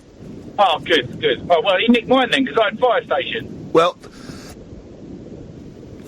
so you have nothing else to offer us? Well, I had police station and ambulance station. Thanks very much for calling, Billy. Can you talk to Gatford, please, while I cough? Sir Gatford. I can go till 1 a.m. Will this game? Oh, really? Yep. A proud boast. Shall I start? Let's see how you get on. London Bridge Station.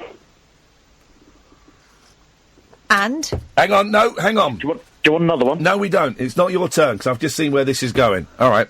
Kyle, are you still in? Yeah, I'm still in. Go on, then. Well, you see, I was already going to say Tube Station, but You can say it. You can say it. Got to do Tube Station. OK, my turn. Underground Station. Mm-hmm. Catherine? Well, we said train station earlier on, but no one said railway station, so I'm going to say it. Gatford? Tube Station. I just said it, you idiot. You're an idiot. You said Underground Station. So Kyle said Tube Station. Yeah, he did. OK, in which case I'll... Is there anyone you'd like to say hello to before I cut you off? Kyle, your turn. Bus station. Had that. Done it. Had that. You're out. Oh, I've gone. Let's go to I've gone. Let's go to America. Venison, are you playing station poker with us? Yeah, that's what I get the stupid thing to mute. There we go. Thank you. Wow, that's America in a sentence. Yeah, well, hey. Hey. What do you want from me? Oh, but actually, I did have one thing to talk to you, but it made me laugh hysterically. Yes. I know your hatred for one particular political figure we got here. Yes. But what happened last night was incredible. Well, hang on a minute. What's happened? Our state elections. Yeah. Governors, assembly people, stuff like that. Oh, yeah. It was a wide Democrat sweep. Here's the thing. I don't really know what this is. I only know a little bit about this because I follow John Ronson. And you can explain what these elections were and exactly how wide the Democrat sweep was and what that might mean. But I did see that a senator... Is it senators they were voting for? No, that's next year. Okay, but someone... state senators. A state senator who had proposed a law against trans people was beaten by a trans woman. Well done. That was poetic, wasn't it? That was beautiful. There were a lot of those last night. Somebody who made a crack about women protesters. Yeah. Saying they should be in the kitchen. Yeah. Well, got ousted by a woman who was totally against him. That's incredible. So how big is this guy who was he was homophobic and he was ousted by a transgender woman? Wasn't that in Virginia? Oh, yeah. So, somewhere where you would be surprised that that kind of thing would happen, but people obviously taught him a lesson. So how big, Venison, how big a swing was it in the Democrats' favour? Pretty big. But what does it mean now? Does it mean... Donald Trump can still launch a nuclear war, can't he? Yeah. Because that's Congress. That's a federal thing. Okay. Okay. But state-wise, it was pretty cool. We got rid of our governor in New Jersey because he was a dick. Sorry. That's okay. But oh man, and some of the others tried to spout racial stuff. Yeah. Yeah. One state voted in a Liberian mayor. Another state voted in a Sikh mayor. Yeah, I guess he was an immigrant from Liberia or something like that. Yeah. They, Hoboken, New Jersey, went there and voted in a Sikh mayor. Wowzers. America's really taking the bull by the horns, or the bull by the turban, it would appear. Yeah. Finally. And they don't know the difference between Sikh and Muslim. No, of course, no. A lot of people over here don't as well. If you're brown, then you're a Muslim, and then death to you is the thing. Oh, yeah. Listen, the Venison, this is all very exciting, but you do join us in the middle... You do join us in the middle of a game of station poker. Do you have a word or phrase that ends with station, please? Comfort station. It's an Americanism. We can accept it. The game continues. What? What? A comfort station? Comfort station. Oh, like a restroom. Yes. Kind of. Oh, I like Comfort Station. Okay. I've had another one, too. Wait, you wait till it comes around to your turn, Keep buddy. your powder dry. Yeah. Of course. Okay. Of course. That's the thing I do. Okay, all right, show off. Archway Tube Station. Oh, no, come on. Sorry? Liverpool Street Station. Venison. Transfer Station. What the hell is that? Aha! You know, it's a subcategory of Power Station. Right, no, not in this country, it's not, buddy. Listen, you might have a Sikh mayor and a trans mayor and all of that rubbish. You're not having... You're discriminating against the United States. Yes, I am. You're not having a transfer station. You're cut off. Cut off. He's gone. Not allowing that. I've just Googled it. Yeah, is it a thing? Yeah. Aye, in this country. Brent transfer station, waste transfer station, recycling transfer station. Sorry, Venison. Sorry, America. Bad me. This is the Late Night Alternative with Iain Lee on Talk Radio with Time to Change. 1 in 4 of us will fight a mental health problem this year. Having a mate in your corner can make all the difference. Search Time to Change to find out more. The radio show that knows truth is always stranger than fiction. Week Monday, I get shoes. The Late Night Alternative with Iain Lee. Because they're too real to be part of my imagination. On Talk Radio. Right, let's get some of these some of these callers on. Good evening, W. Hello. I was going to have a go, but I'm just not clever enough for your show. Permission to put out, please, sir! Permission granted.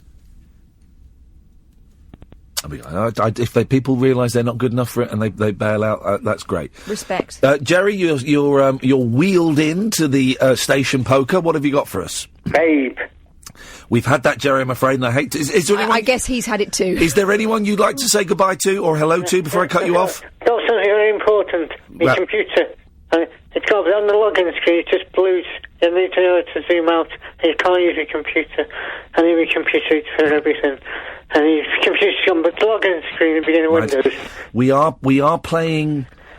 playing station poker, Jerry, and that sounds like a terrible situation with the computer. Wait, PC station. I'm afraid, Jerry, we're going to have to ask you to leave. Goodbye. Thank you very much indeed. What the hell happened there? What the hell was that? Oh, I've just got one. So have I. It's my turn. Polling station. Guard station. Okay. Paul, it's your turn. Drinks station. Sorry? Drinks station. I love marathons and they have drinks stations. Drink stations. I've never done such a thing, so I don't know. And they call them drink stations where you stop and get a water on the way round. Drink station. I promise you, I'm not making it up. Google it, Catherine. Google it. Because if he's making this up, I'm going to shove a drink station right up his jacksie. All right, what about a space station? Oh, your phone is awful. Sorry, I'm on Bluetooth. Let me get rid of this cat. Drink station or beverage station. It's a thing. Okay, well, Paul. Chuck, you're through to accept it. Hang on. Right, stay there, Paul, because you're still at the table. Chuck, you're playing station poker. Jesus! That was loud. Chuck. Yes. Hello, Chuck. Got a fuel problem on the old satellite, I'm afraid. Oh, it's okay. Well, you're playing station poker with us. Have you got one? Have I got a what? Sorry? We're playing station poker. Do you have one? On the East Coast, you mind you doing, John Wayne? Yes. Have you got a word or phrase that ends in station? Hello? Hello, we're playing station poker. Okay, right, he's gone. Let's try Cedric. Good evening, Cedric. Oh, good evening, Ian. You're playing station poker. What have you got for us? Oh, yes, I've got a double pointer here. Ooh, away you go. Way station. Yeah? Why is it a double pointer? Well, I'll let you work it out. Way station. Oh, and way station. Way station and way station. Way station and way station. Well, yeah, I get it. So 2 different ways of spelling way. But what you've done there, Cedric, is you shouldn't have bragged about it. You should have just come on and said way station. Then when it went round to you again, you should have said way station. Yeah, I'll say it next time as well. Well, I'm afraid I'll be the judge of that. Is there anyone you'd like to say hello to, Cedric, while you're on? Oh, yes, please. Okay. It's my turn. Yes. Satellite station. Oh, yeah. Yeah. Yeah, I like them. That's a good one. 0344 499 1000 is the telephone number. Chicken station. What? It's a knockoff KFC. It's a real thing. It's a real thing. I know, I got that tweet too. Oh, I thanks, didn't choose Freddie. to play it. Thanks, Freddie and Knobber. Yes, Paul? Have you said PlayStation? Yes, mate, about 30 minutes ago. Oh, sorry, I only joined in a minute ago. Thanks very much for calling. Let's try Craig. Good evening, Craig. Hello. I've got 3. I'm ready for this. All right, then let's hear your first. TV station. Yep, I like that. Okay, my turn. Protest station. Done that one. Where the protests are. Reforestation. You've done that one. You've done deforestation. Reforestation. Reforestation. It's just planting. Yeah, exactly. It's reforesting the forests. It's reforesting a field. Catherine, your turn. I think we've beaten her here, Craig. I think we might have got her up against the ropes. She's finished. She's done. Shush, boys. Shush. Let me think.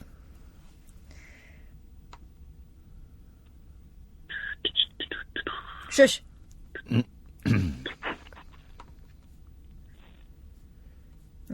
there time limit on there? Shush. Yeah. Luckily, for her, my voice is going. Otherwise, I would be rushing her on.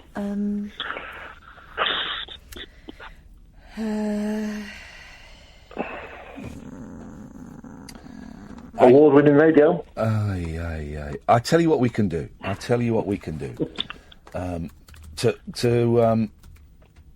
Let's buy you some time, and I'm struggling because I'm losing my voice a little bit, okay? So what we're going to do is, Catherine, we're going to buy you some time, and this is just because I'm a generous kind of guy. We're going to play a little bit of music, some thinking music. Yeah. Oh, hang on a minute, it's going to play an ad, but I don't want to play an ad. Your video will play in 30... Coach station. Coach station. Yeah, fine, okay. Craig, you're back in. Base station. Sorry? A base station, you know, like mobile phone base station. Base station, yeah, fine, okay. Devastation. Oh, now, come on. Devastation. No, it's where Dev keeps his toy trains. The Devastation. Do you need some thinking time? It's not me again, is it? Yeah, it's your turn. Oh, man. Tell you what, we'll play a beautiful ballad. Oh, no. We'll play this, and then when we come back, hopefully you'll have an answer. CJ, Simon, Craig, stay there. Come to you after this. This just dropped today, and it's a really beautiful song. It's Nicky Knowles and River. Enjoy. It's coming on Christmas. They're cutting down trees and putting up reindeer and singing songs of joy and peace. Oh, I wish I had a river I could skate away on. It don't snow here, it stays pretty green. Gonna make a lot of money, and then I'm gonna quit this crazy scene. Oh, I wish I had a river I could skate away on. Oh, I wish I had a river so... Kath's got one. Hand washing station. Perfect. No rules nocturnal nattering for nightbirds, nurses, and Nosferatu. All right, cool. The Late Night Alternative with Iain Lee on Talk Radio. This is the Late Night Alternative with Iain Lee on Talk Radio with Time to Change. Busy show. We had Jim Bob from Carter USM on in the first hour. And since then, it's been downhill.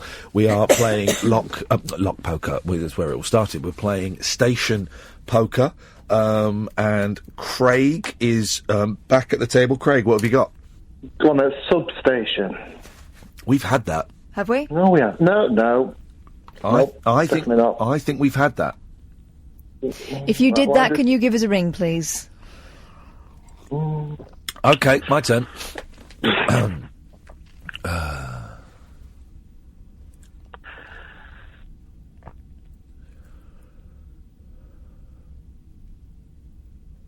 Is salad station a thing? You mean a salad bar? Yes, I do. Yes, I do. Okay, that's fine. Okay. But there's something there, isn't there? I'm close. Have you got it? I've got something else. There's Don't try and suck that out of my head.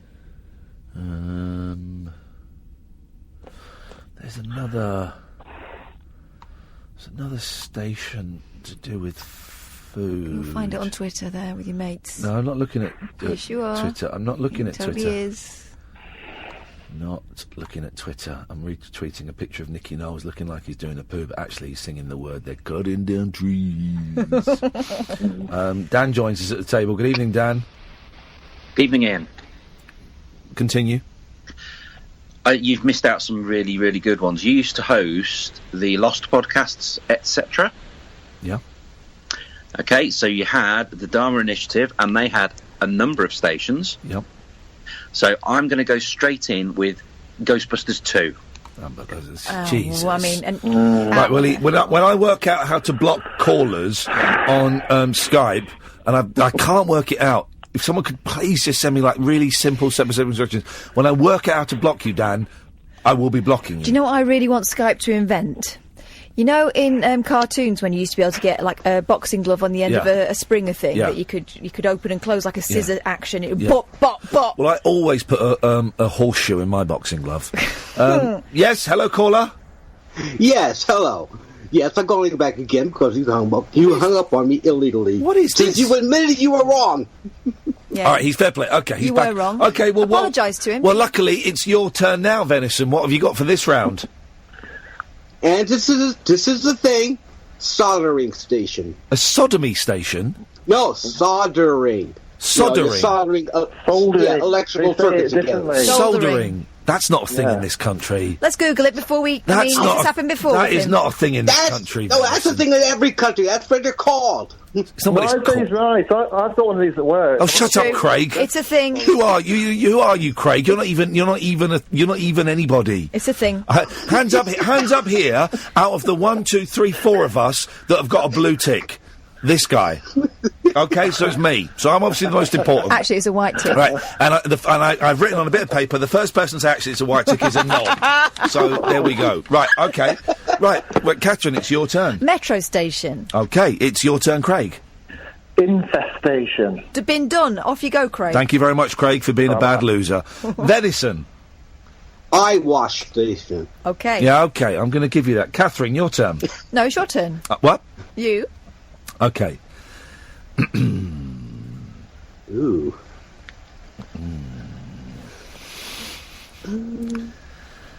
What's that list there you're trailing down? It's just something to do with work. I've got a meeting tomorrow and I'm just genning up on that.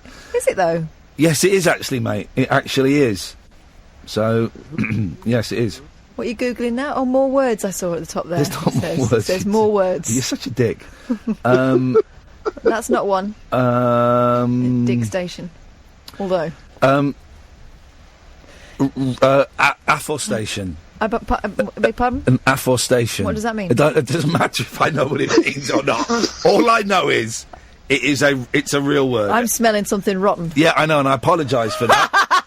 Because we didn't get our Byron burgers. We sat for an hour in that place and they did not bring our food. We were enjoying for 40 minutes of that, the other table getting really annoyed with them, and then we realised why. We realised why. We were sat there for almost an hour and they brought over a glass of wine and they brought over this milkshake that had cheesecake in and was incredible, but they would not bring our food. And we got to an hour and I said to the guy, our food's not coming, is it? And he kind of looked at me and we went, we're going and we ain't paying for these drinks. In fact, we should invoice them for our time. But then I tweeted about it. And you should have had a large glass. I tweeted about it, and Byron Berger very quickly said, oh, please email us. This is outrageous. And I emailed them, and they got back, and they have not got back yet. So, so that is going on. Anyway, right. So your turn? Hang on, it's CJ's turn. CJ's come to the table. CJ. This one is dedicated to David Babcock. It's Manifestation. That is, it's great. That is a great one. Yours. Okay, Catherine, it's your turn. Oh, Venison's unhappy. Research station.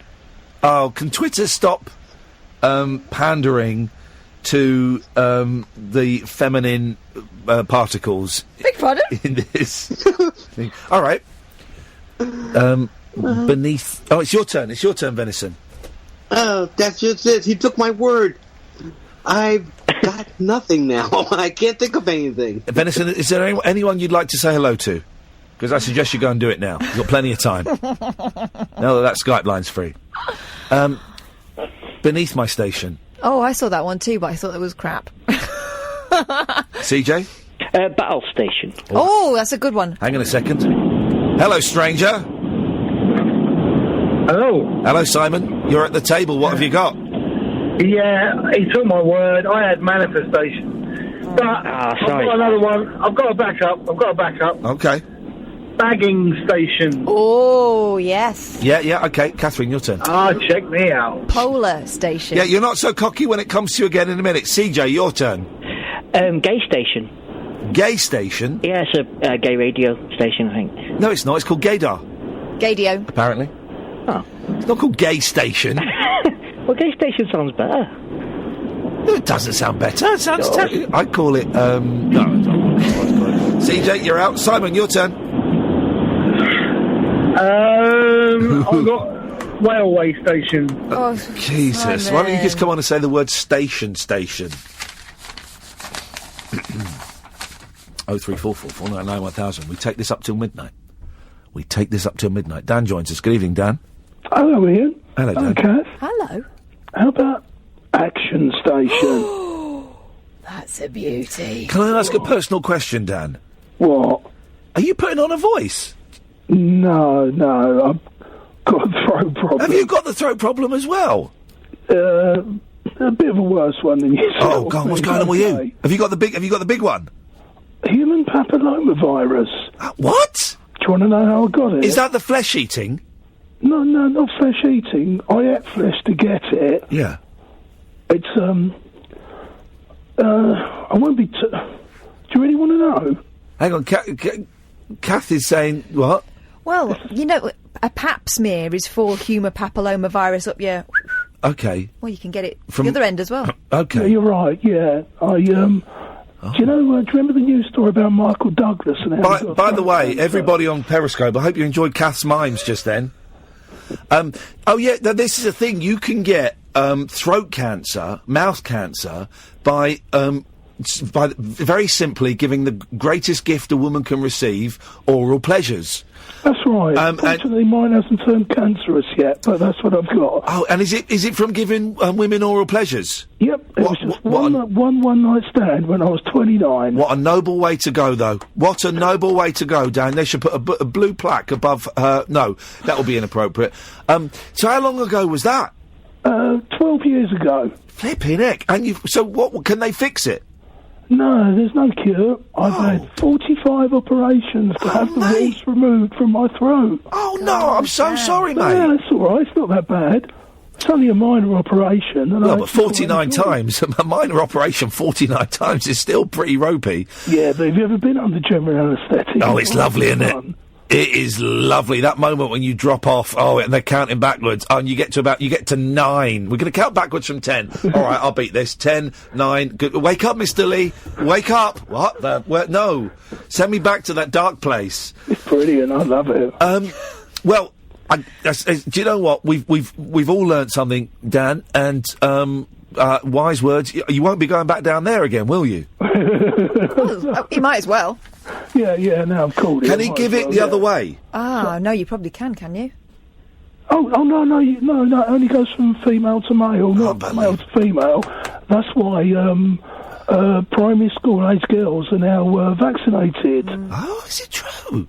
I did not know that. They don't have to vaccinate the boys because if you vaccinate the girls, the boys don't catch it, not in that way anyway. Yeah. I suppose when you got told about that, you probably it's probably all panic stations. Oh, yes. Haven't we done that one? No, we haven't, mate. No, we bloody well haven't. I've generated another one. Well done, Ian. Well, Dan, I'm sorry to hear that. No, it's not too bad, you know. But so you're always going to be a bit squeaky.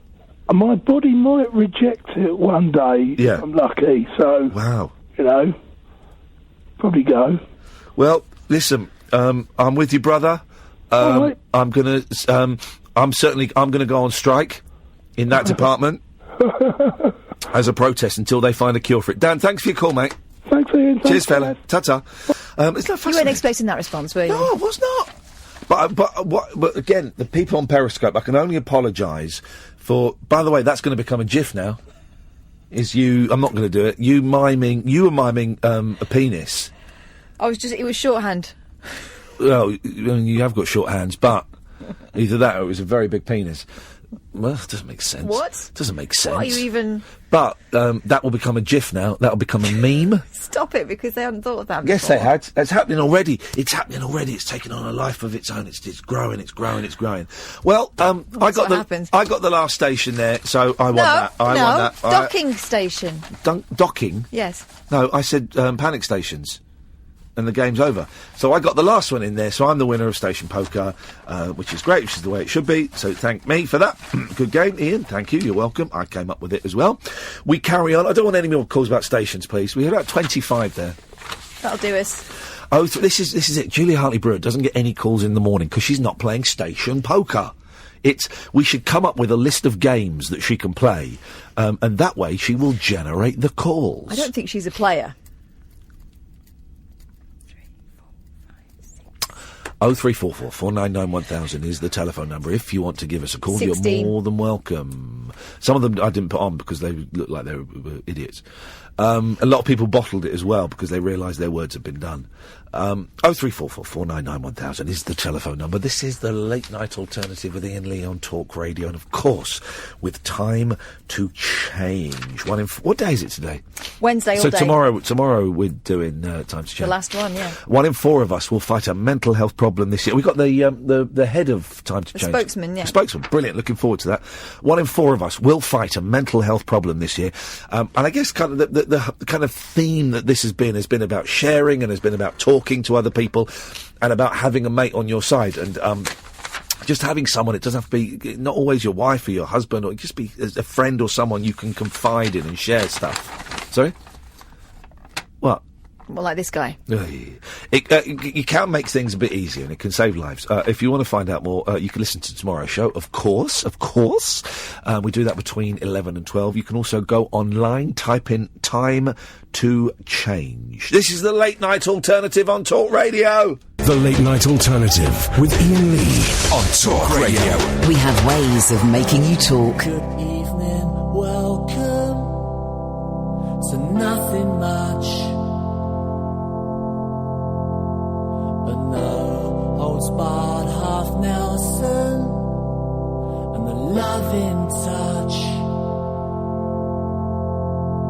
the comfort and the joy of feeling lost, with the only living boy in Ukraine.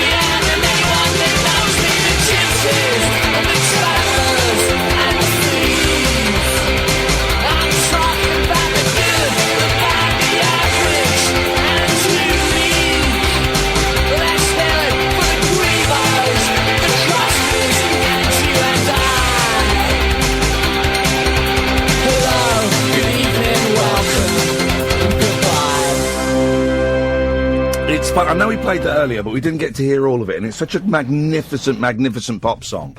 Carter, the Unstoppable Sex Machine, Jim Bob we had in earlier. And I always think it's funny when you've had... I thought I could hear something, but I can't.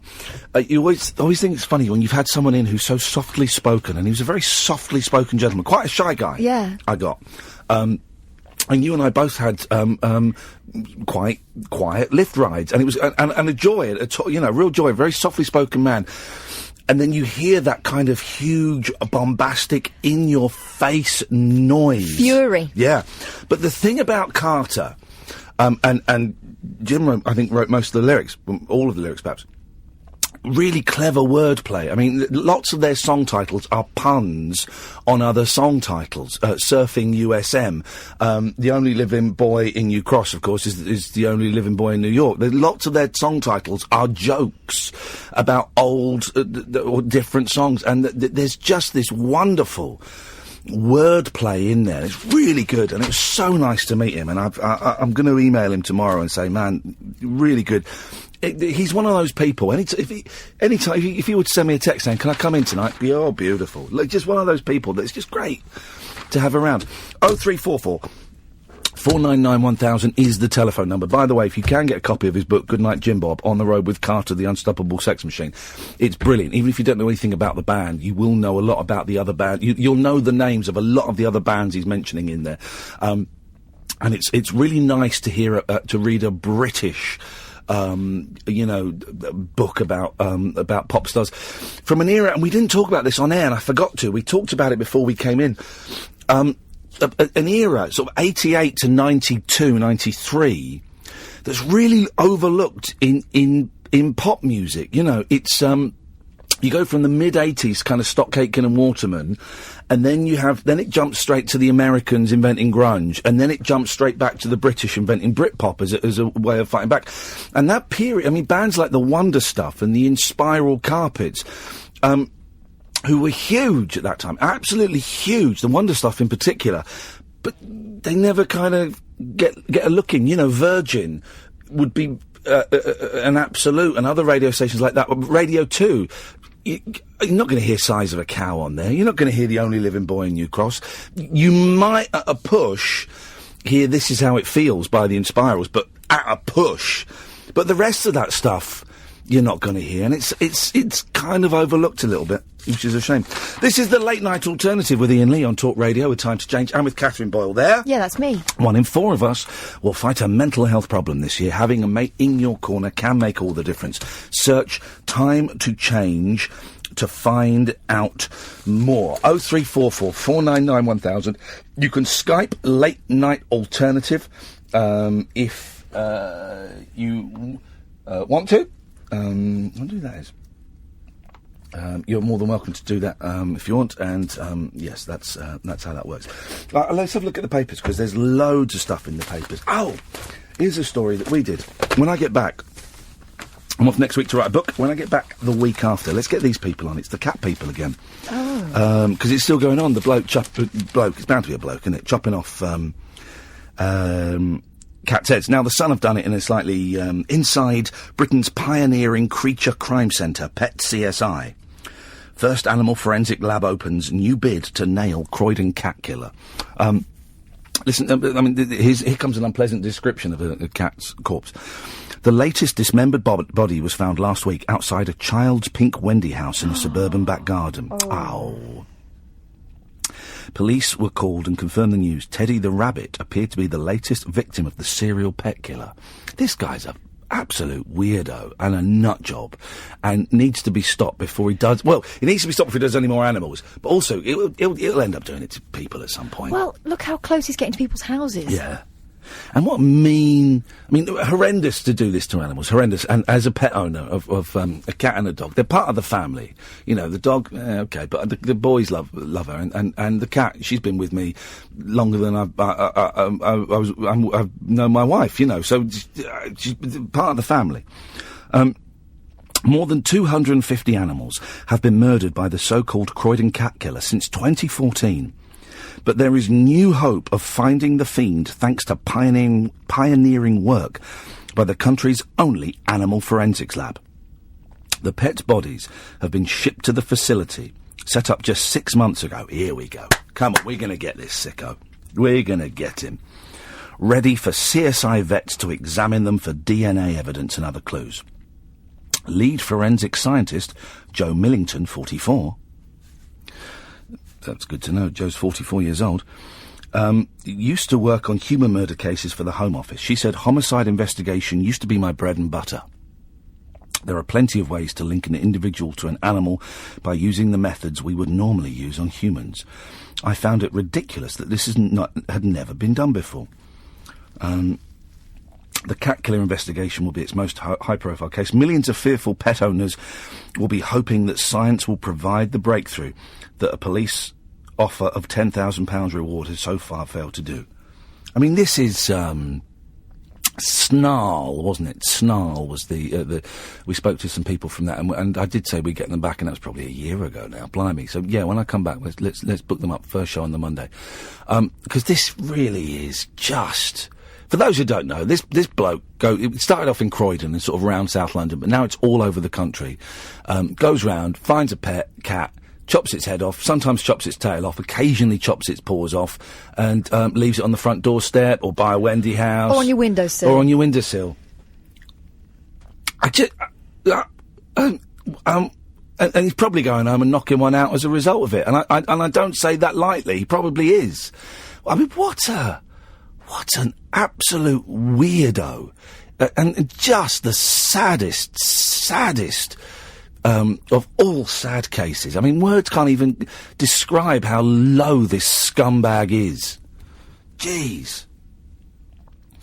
The grisly killings, mostly of cats, but some of foxes and now rabbits, began in Croydon in 2014, but soon spread across the southeast. There have now been cases as far afield as Manchester and the West Midlands. Last month, before the sick attack on Bunny Teddy in Harpenden, 4 cats and 2 foxes were dismembered in 7 days. Foxes? It's thought that most of the animals... This is horrendous, but I'm going to read it because I genuinely think this is a really important story. It's thought that most of the animals were killed either by being hit by a car or thrown against a wall. This really, I'm so angry. And actually, I'm upset at this. I just think that happened to my little girl. Oh, God, I'd be in pieces. The fiend, also known as the M25 cat killer, then removed their tails and heads, possibly for trophies.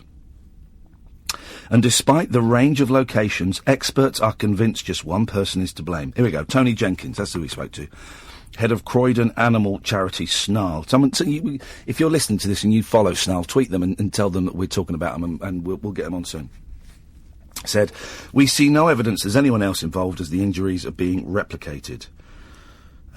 This person is a very clever psychopath. He is forensically aware, avoids CCTV, and might well travel as part of his job.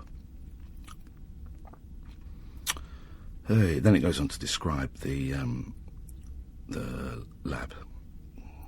Jeez, I mean, good luck, guys. The words. I know this is a fun, frothy, light show. Of course, it is wonderful. We're so pleased to be doing that. But this guy is an absolute arsehole and needs to be stopped. And when they catch him, I know what. Why don't we chop his tail off? Yeah, and put it on his windowsill. And I think you know what I mean by tail, guys. 0344 499 1000, the late night alternative. This is the late night alternative with Iain Lee on Talk Radio with Time to Change.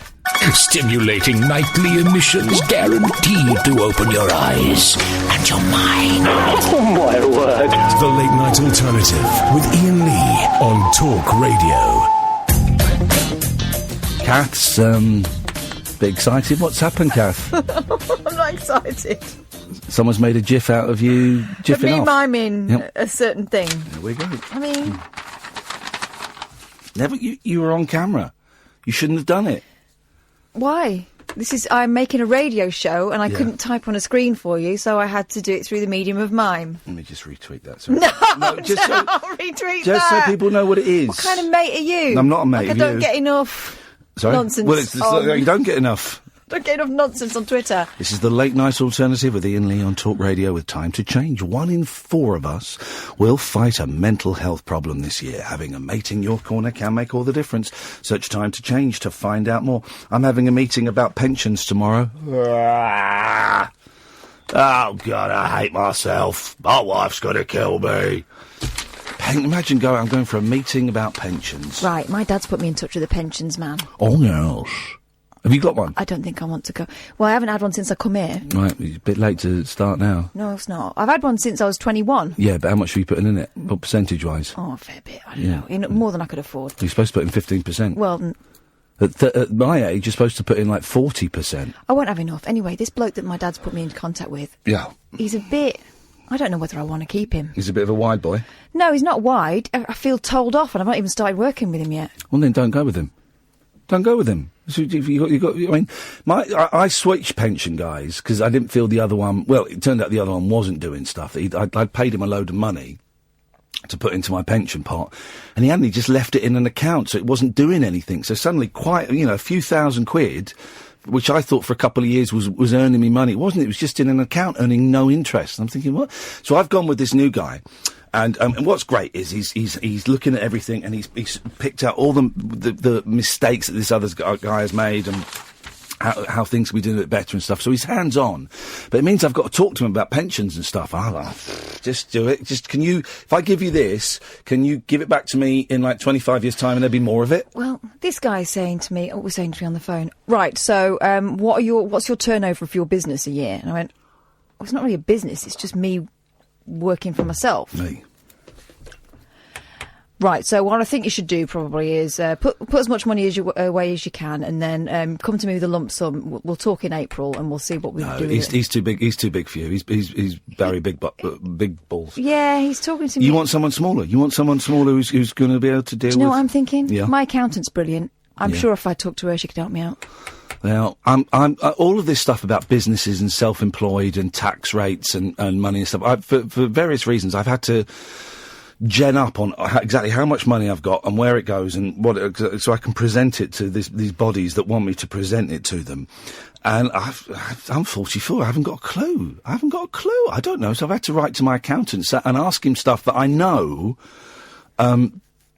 Most normal people in my position would know the answer to. How much have I got? My company, is it worth anything? Who owns shares in it? And it's me. See, I'm not a company, I'm just me. Oh, I am, because the BBC made me do it. When the BBC was saying they weren't making people do it. Well, you know what the BBC did to me? Yeah. Right, so I was producing and presenting my own programme for years, and it was really hard work. Meanwhile, I'm seeing people come in, show and go from elsewhere. You say really hard work. It was really hard work. Have you ever built a wall at dawn? No, but I've got my gold Duke of Edinburgh's award. Okay, fair play. Made my arches That's just for being a bumlick. I got a bronze Duke of Edinburgh, and I realised I didn't want to put my tongue up any bums, so I walked. If someone told you that doesn't qualify as your community service, you know. Oh, God. That's where you went wrong. That was the 80s. So, I can't remember where I was going. Working hard. Yeah, so the boss at the time said, well, if you want a pay rise, you can. You'd have to go freelance, though, and you're going to have to form your own company. I went, OK, fine. I've been working here for 10 years, and I'm not getting anywhere, and you're using me like a presenter, but you're not treating me like one.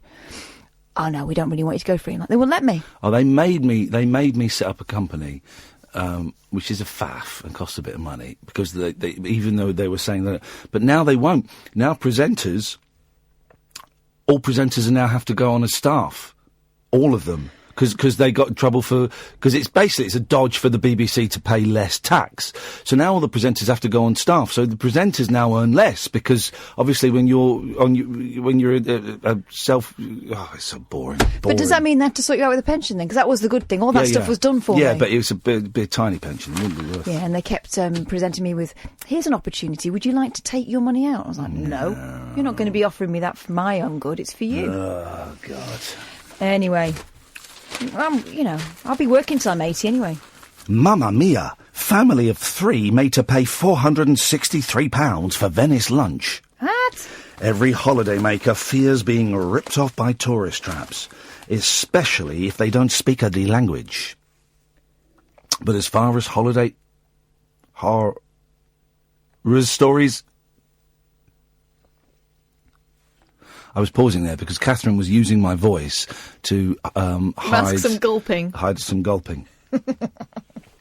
But as far as holiday horror stories go, this one surely takes the biscuit, or dis biscotti. Luke Tang was shocked to be charged an eye-watering £463 for lunch with his parents in Venice. The university lecturer claimed waiters brought them dishes they hadn't ordered and failed to tell them the cost. But did they eat them? He accused staff at Trattoria Casanova near St Mark's Square of taking advantage of the fact he does not speak Italian and said they even marched him to a cash machine. First waiters brought him and his 70-year-old parents. Well, this is when I'd get suspicious, right? At starters, a plate of 20 oysters costing 96 quid or £4.80 each. Oysters are expensive. Yeah. I mean, that's pricey, but that oyster's expensive. If you've not ordered that as well. Which Mr. Tang said they had not asked for. He said he questioned waiters about it, but his concerns were brushed off. I don't believe a word of Mr. Tang's story. No, thank you very much. Next, Should have said tangs, but no tangs. Thanks for the memories.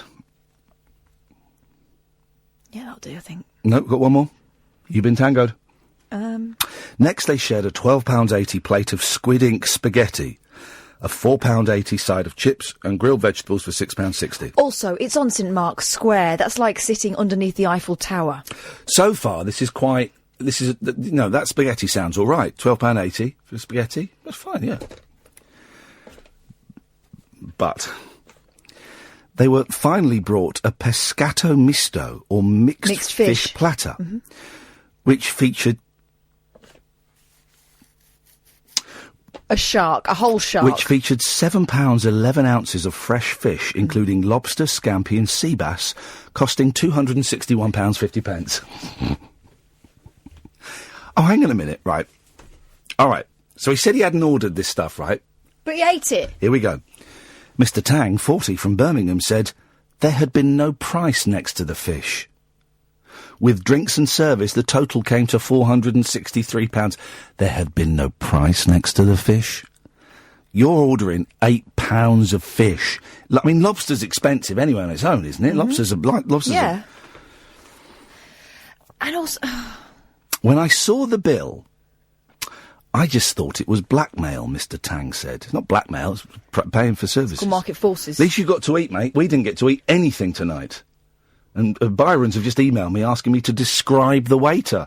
No doubt so they can go and rollick him. That's not happening. It wasn't his fault. Oh, I said, I'm not describing the waiter. You're not getting me on that one, sunshine. I've never been questioned so much when I've heard as a report of a bad service. Surely they just reply and say, we're very sorry, have your next meal on us free. Don't they? Let us say, we'll send you a gift card for £30. That's what they do, doesn't they? Don't question me.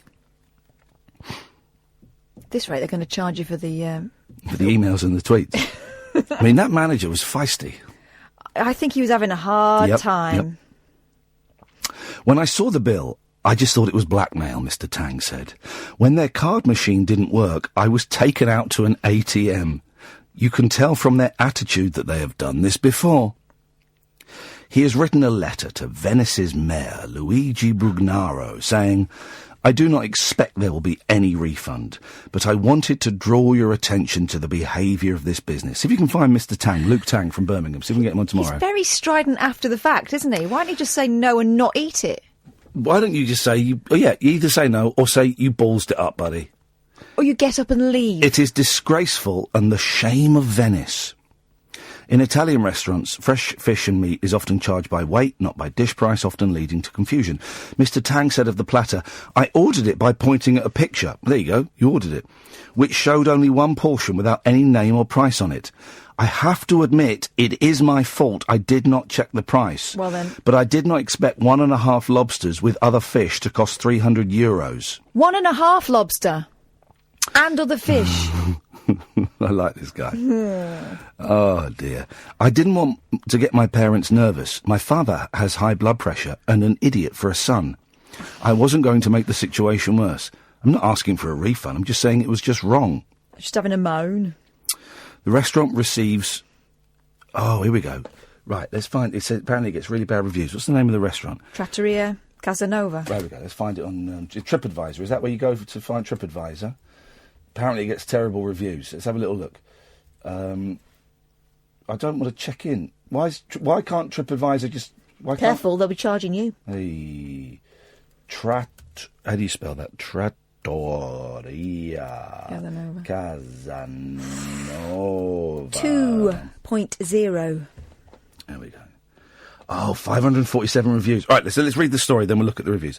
The restaurant receives damning reviews online and is in Venice's 100 lowest rated spots on TripAdvisor's. More than half the 534 reviews describe it as terrible. Other customers said it was a rip-off and disgraceful, and many mentioning hidden prices. Right, look at this. Go on. Paris, France. Yeah. Reviewed today.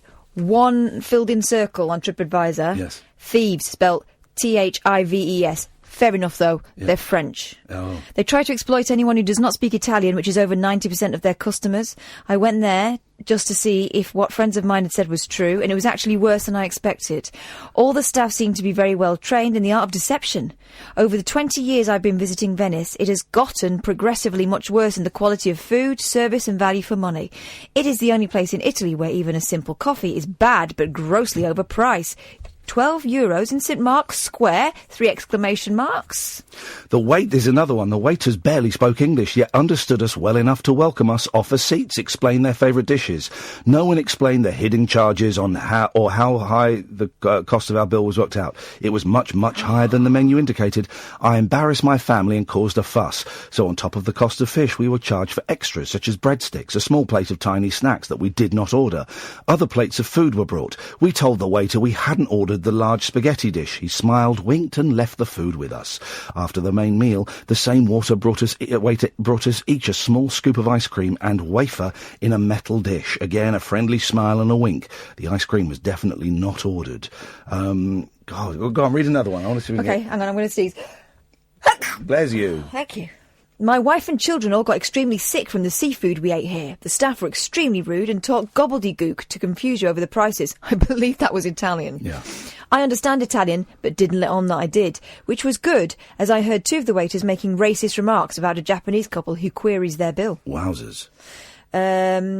Nasty tourist trap, do not believe prices on their menu, totally inaccurate, measured by weight and not as displayed, bad service, dishonest, come here only if you want to be a victim, it will totally ruin your holiday. What are the excellent ones saying, though?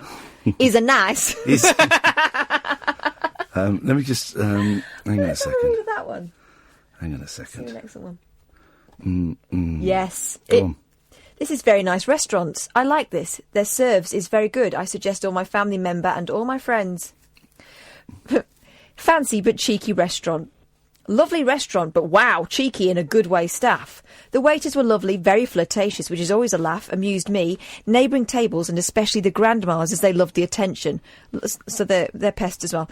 Lovely atmosphere, even if food may not be to your taste, at least the night will not be a disappointment. What does that mean? I'm trying to call them. I mean, I don't thoroughly enjoyed the evening and lunch. Let's see if we can call them. There won't be anyone there, but... Oh, maybe they will.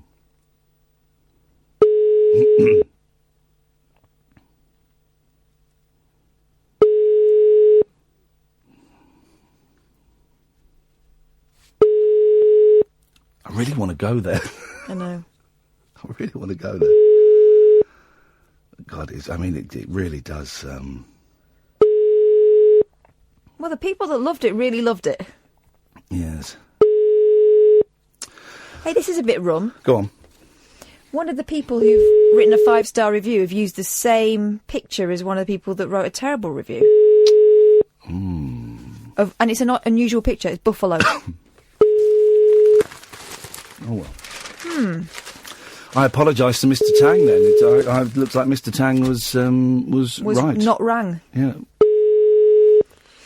It's a little bit near the knuckle there, a little bit near the racist knuckle there. Not at all. Oh, they've... Okay. Well, that was something, wasn't it? Rudely. This is the Late Night Alternative with Iain Lee on Talk Radio with Time to Change. Kick off your slippers. Don't go to bed. The party is just starting. You can sleep when you're dead. The Late Night Alternative with Iain Lee on Talk Radio. 03444991000. Skype a late night alternative if you so want. Let's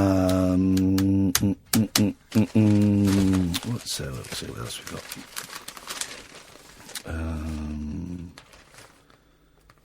Here we go. Colin Fernandez, the Daily Mail science correspondent. Our very favourite. We don't know our own bodies, says Colin Fernandez. When it comes to knowledge of our own body, many of us do not know our adrenal glands from our elbows. Oh. In a survey that asked participants to mark on a diagram of the body where various organs were, the only part they all placed correctly was the brain. Just 15% of us know where our adrenal glands are. The neck. My adrenal glands are here in the neck. Is that right? Yeah. Are you sure? Pretty sure. Do you want me to look it up? No. Where do you think they are? Show me on me. I'll go next. Okay, here. Next. Okay. Is that what they feel for when you were a kid in the 70s and they think you've got mumps? No, that's lymph nodes and swollen glands. Yeah. Adrenal glands. Yeah, well... Is it? Okay. Okay, what we're going to do is we're going to draw a picture of the body and we're going to... we're both... So don't show each other what we're drawing, okay? All right, hang on. Here we go. Let me get a pen. So draw a body. It's a head. I'm drawing a bit of a wonky head there. Well, that's about accurate. Arm, hands. There we go. Like an outline? Yes, mate. I want a biologically accurate. There we go. Looks like Morph got killed on my paper. There we go. And eyes. I'm doing nice hair. Oh. Cut, mouth. All right. So this is my guy. What is that? Octopus Man. That's my guy. Mine's quite good. Yours is biologically accurate for you. Okay, so we're going to draw it and then we're going to look. If you want to play this at home, draw a body and then tweet us the pictures once we've finished, okay? Then we'll see who's right. Who's right. So, adrenal glands. So you've got... Put an arrow and then the word adrenal glands. Go on. Right. Okay, many... okay. The spleen. Mm-hmm. Yeah, somewhere around there, isn't it? Oh, the belly button, I think, for accuracy. Okay. Now I'll put some pants there. I guess it's gallbladder. Well, what if you've had it out? And nearly 4 in 10 of us are unable to point to the heart. Well, here's the thing I learned about the heart. Well, I'll tell you afterwards, right. Heart, okay.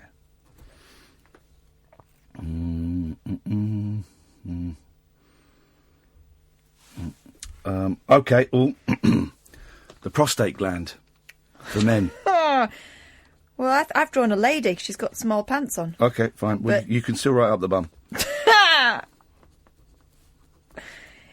If she had one. Okay. It. So that's it. So if you're playing this at home, guys, we're looking for adrenal glands, gallbladder, spleen, the prostate, and the heart. Is that it? That's the adrenal glands, the gallbladder, the spleen, the prostate, the heart. Okay? Tell you what we'll do. I know we've just had a break. We'll have another break. Get that out of the way. So people, if you're playing this at home, tweet them now. We'll reveal the answers. So just, if you draw on your body, we're looking for adrenal glands, gallbladder, spleen, prostate, heart. Draw your bodies, mark them up, tweet them at Iain Lee, at Flipping Kath, and we will let you know if you've passed the GP test or not after this break. Whispering lunar incantations for cross-parents, cross-dressers. And did you know this about me? And cross-rail workers. Steel and polycarbonate. The Late Night Alternative with Iain Lee. I've got a very poor internet connection. On Talk Radio. Okay. Loads of you have taken part in this competition. We haven't got time to go through all of them, so we'll just use Del Monte's, who's the others. Well, great work. I'm reading a bit more of this story. Just 15% of us know where the adrenal glands are. Many believe they are in the neck rather than next to the kidneys. Well, hang on, are you telling me the kidneys aren't in the neck? So, Catherine, I need you... So, here's the thing about... I copied you, so I got it wrong. OK, so it's in the kidneys, which is sort of round the back here, aren't they? OK. Can you look up the gallbladder, please, as to where that might be? Gallbladder. Gallbladder. Gallbladder. We're looking up a gallbladder. Images. Just one location. Here we go. 'Cause I've done it by just underneath the belly button. Here. It's not. OK, well, let me see where you've done it before you say it, because you'll probably cheat. Why is yours clothed? Gallbladder, to the side. She's not a piece of meat. So you're saying it's on the right-hand side of the person? Yeah. OK, where is it? It's actually on the right-hand side of the person, but it's not. I've put it a bit low, but mine... It's higher. So my height is correct, but my location is incorrect. It's about there. I thought the whole body was symmetrical. No. So if there was something that you only had one of, it would be in the middle. No. OK. No. Where is the spleen? Your spleen, right. I've said that is round the back. It was round the back near the spine. I put it on the opposite side to the gallbladder, just above your knickers. OK. Let me check. I've said this is higher. If we win this, do we get a licence to practice medicine? Oh, yeah. Cool. That'll be a relief for my patients. Yeah. Spleenage is... Oh. Yeah. Hang on. Let me just check. OK. No one's really listening, so it don't matter. OK. So, your spleen... Yep. is... like just under your boobs. There we go. Done it. Got it right. Well, your boobs are very low down then. Yeah, I'm an old man. I had a correct side, just miles a bit away. low down. Yeah, you're down by the hip. Prostate is up the bum, about an inch up the bum. Well, I ain't got one. Now, here's the thing. Where's your heart? Left-hand side up. Nope. Where then? Nope. This is the thing. Your heart isn't on your left-hand side. That's a myth. You know, am I right, Sam? I only found this out about 2 years ago. Your heart's pretty much in the middle. That is nuts, because we're all told the heart is on the left hand, isn't it? Isn't it just? Yeah. It's in the middle, isn't it? Well, it makes sense. But we were always told... Sam, come on the microphone, you're typing something, if this is relevant. You were always told it was up towards the left. He knows bodies, because he's a fit young man, go on. You think, when you give CPR to someone, you're doing it on the middle of their chest, aren't you? Yeah. But here's the thing, maybe this was our generation, the old people, but we were always taught the heart was on the left-hand side. Just a bit to the left, yeah.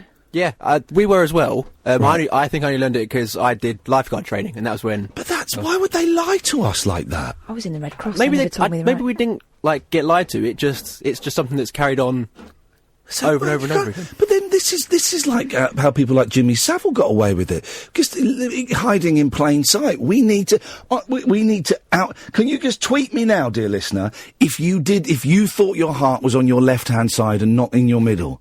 It's insane, isn't it, Catherine? Yeah. Absolutely insane. Look. Hey, do you want to know something weird about cats? They're going nuts on Periscope about that. That's a fact. Do you want to know something weird about cats? Yeah, go on. Their lungs are above their heart.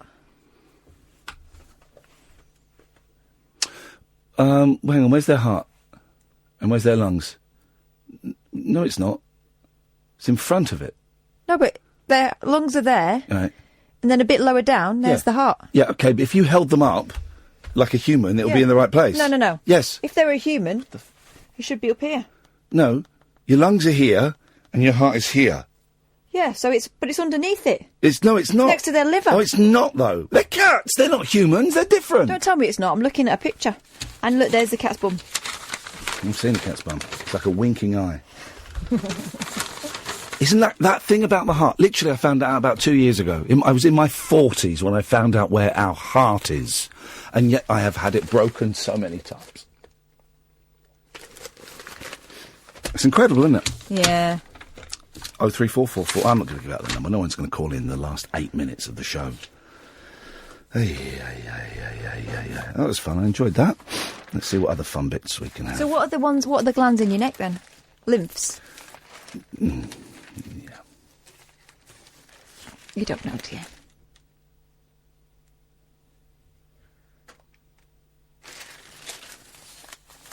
Yeah, I do. I know loads of stuff.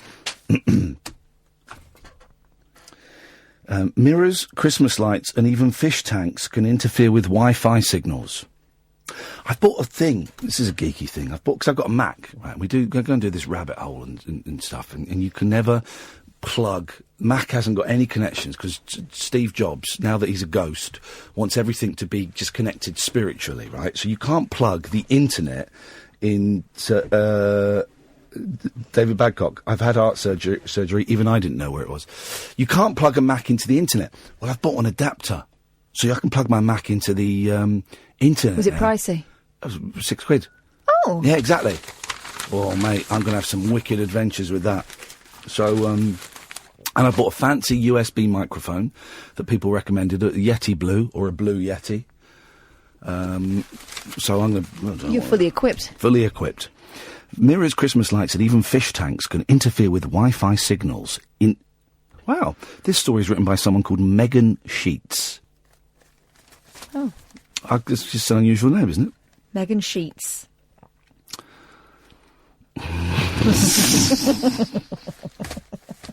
Sounds a bit like a Mexican saying shit.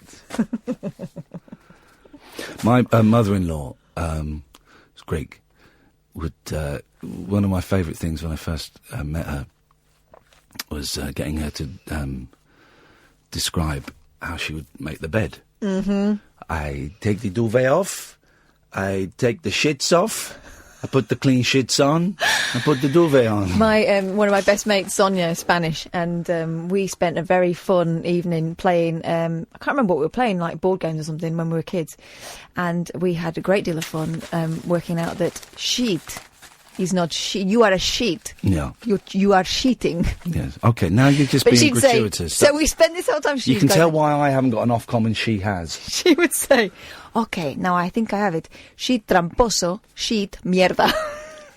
Again, I can only apologise, and I hope Ofcom, I know it's my name above the door, but she is the producer, so I hope that she gets that. Alex, if you want to phone them up tomorrow, there's one for you. We're giving you one on a plate, buddy. Giving you one on a plate. Instead of buying new equipment, households could speed up their connections by moving their router. In the family house, the router is in the main bedroom. Oh. Underneath the bed. Well, it was underneath the bed. Then I bought a longer cable, and it's I just wouldn't because like to have it going under my bed. well, Isn't it's that not going through your. It's on the bedside table now. But going through it your was head. it was just how the people before had set it up in this weird way. So it means you can't plug the computer or the printer directly into it. The internet there is absolutely shocking. Windows, microwaves, baby monitors, and large groups of people can cause interference that makes it harder to get online. Come on, this has just been made up by internet providers to cover the fact that their internet service is rubbish. Have you got a mirror? Have you got a fish tank? 2 in 5 households suffer from a slow internet connection, according to a survey by Post Office. But half of them had no idea how easy it might be to do something about it. That is rubbish. It's because your internet guys, not just necessarily you, the Post Office, but everybody's, your internet is crap. Crap. This is 2017 in Great Britain, and your internet is crap. Instead, 12% of households said they'd gone as far as buying new devices. Yeah, I did that. I bought those plugs so you can plug it in, and so the Wi-Fi goes through the electricity thing. It didn't work. We are increasingly reliant on the internet. So many aspects of our lives. It's therefore important we can trust it, said Meredith Sharples, Managing Director of... Oh, jeez, guys. However, 40% of the public told us they suffer from a slow internet connection, have had their connection drop at random times, and experience a poor Wi-Fi connection in certain rooms. We also learned that many are not aware of the simple steps they can take to ensure their home is optimised to receive the best broadband connections possible. Experts recommend plugging the Wi-Fi router into the master socket, usually found where the phone line enters the home. Incorrect. Alternatively, you could get a life. This reduces the likelihood of domestic wiring. The internet now in the house is absolutely shocking. Terrible, terrible, terrible. I've never been anywhere that's had good internet. Certainly not in this country. Mine is good, but I do worry that it's so good, it's, passing through my head and all my vital organs all the time, so it's probably not doing me any good in the long run. No, but then it's doing the radio waves have been passing through your head for years. And I'm apparently fine. Well, no, you're an idiot. You haven't had any calls this hour. What's people's beef? I'm not going to do the last 3 minutes of the radio. If people aren't prepared to interact, I'm not prepared to. I said to her, I am going to retire. Who's that? That fella, remember? What fella's that? Spendlove. Oh, Richard Spendlove. Jeez. Fair play. I mean, they got rid of him at last. They've been trying to get rid of him for ages, but they did do it, as the BBC do, in a cack-handed way. What's Tony Hall said he's going to do with BBC Local Radio now? Do basically what we tried to do for 4 years and then got booted out for. Stop treating it like it's something for old people, because old people don't think they're old, and actually 50 plus is not old, so stop talking to them like they're on the last legs. We always said, when we were there, first of all, we said with people in their 60s, right? They were listening to the Beatles and the Stones, so they're that generation. They don't want to hear Vera. But also, it doesn't have to be. Why are we doing a radio station and making it out for old people? Why not try and attract younger people? Because here's the thing: older people die. Your audience is dying off. Literally, why not try and attract younger people? The other idea we had was that just make it good, and then all sorts of people will listen to it. Yes, that was it. Just make it interesting, make it entertaining. But they didn't want to listen. Yeah, he's done it on a post-it note there. So Who's done it on a post-it note? Del Monte, I couldn't work out why his picture was raised and it's on a post-it pad. Oh, wow. OK, well, we're kind of done here. I'll read this. And then there'll be silence for a minute, or, the sound of me de-rigging the studio, getting out. It's the get out, as they say in theatre. This has been the Late Night Alternative with me, Iain Lee, on Talk Radio with Time to Change. 1 in 4 of us will fight a mental health problem this year. Having a mate in your corner can make all the difference. Search Time to Change to find out more. If you want to watch us taking the studio apart, periscope.tv/Iain Lee. Back tonight at 10. Until then, from us, here's us packing up. Joy of having Chelsea boots now, as I can just slip them on. Do you need a shoehorn for that? No. What's the date today? The 8th? No, 9th now, but the 8th was when we started. Pardon me? 8th. Apart from this important meeting I've got tomorrow, I'm not going to say, and my pension meeting, I'm not going to speak tomorrow. Promise? Save my voice. Okay. That's right. Can you give me a lift to my hotel? Please. Please give me a lift to my hotel. Okay. Thank you. But you're not allowed to speak in my car. Hey! I'm not allowed to turn my car to freezing either. Okay. I like it toasty.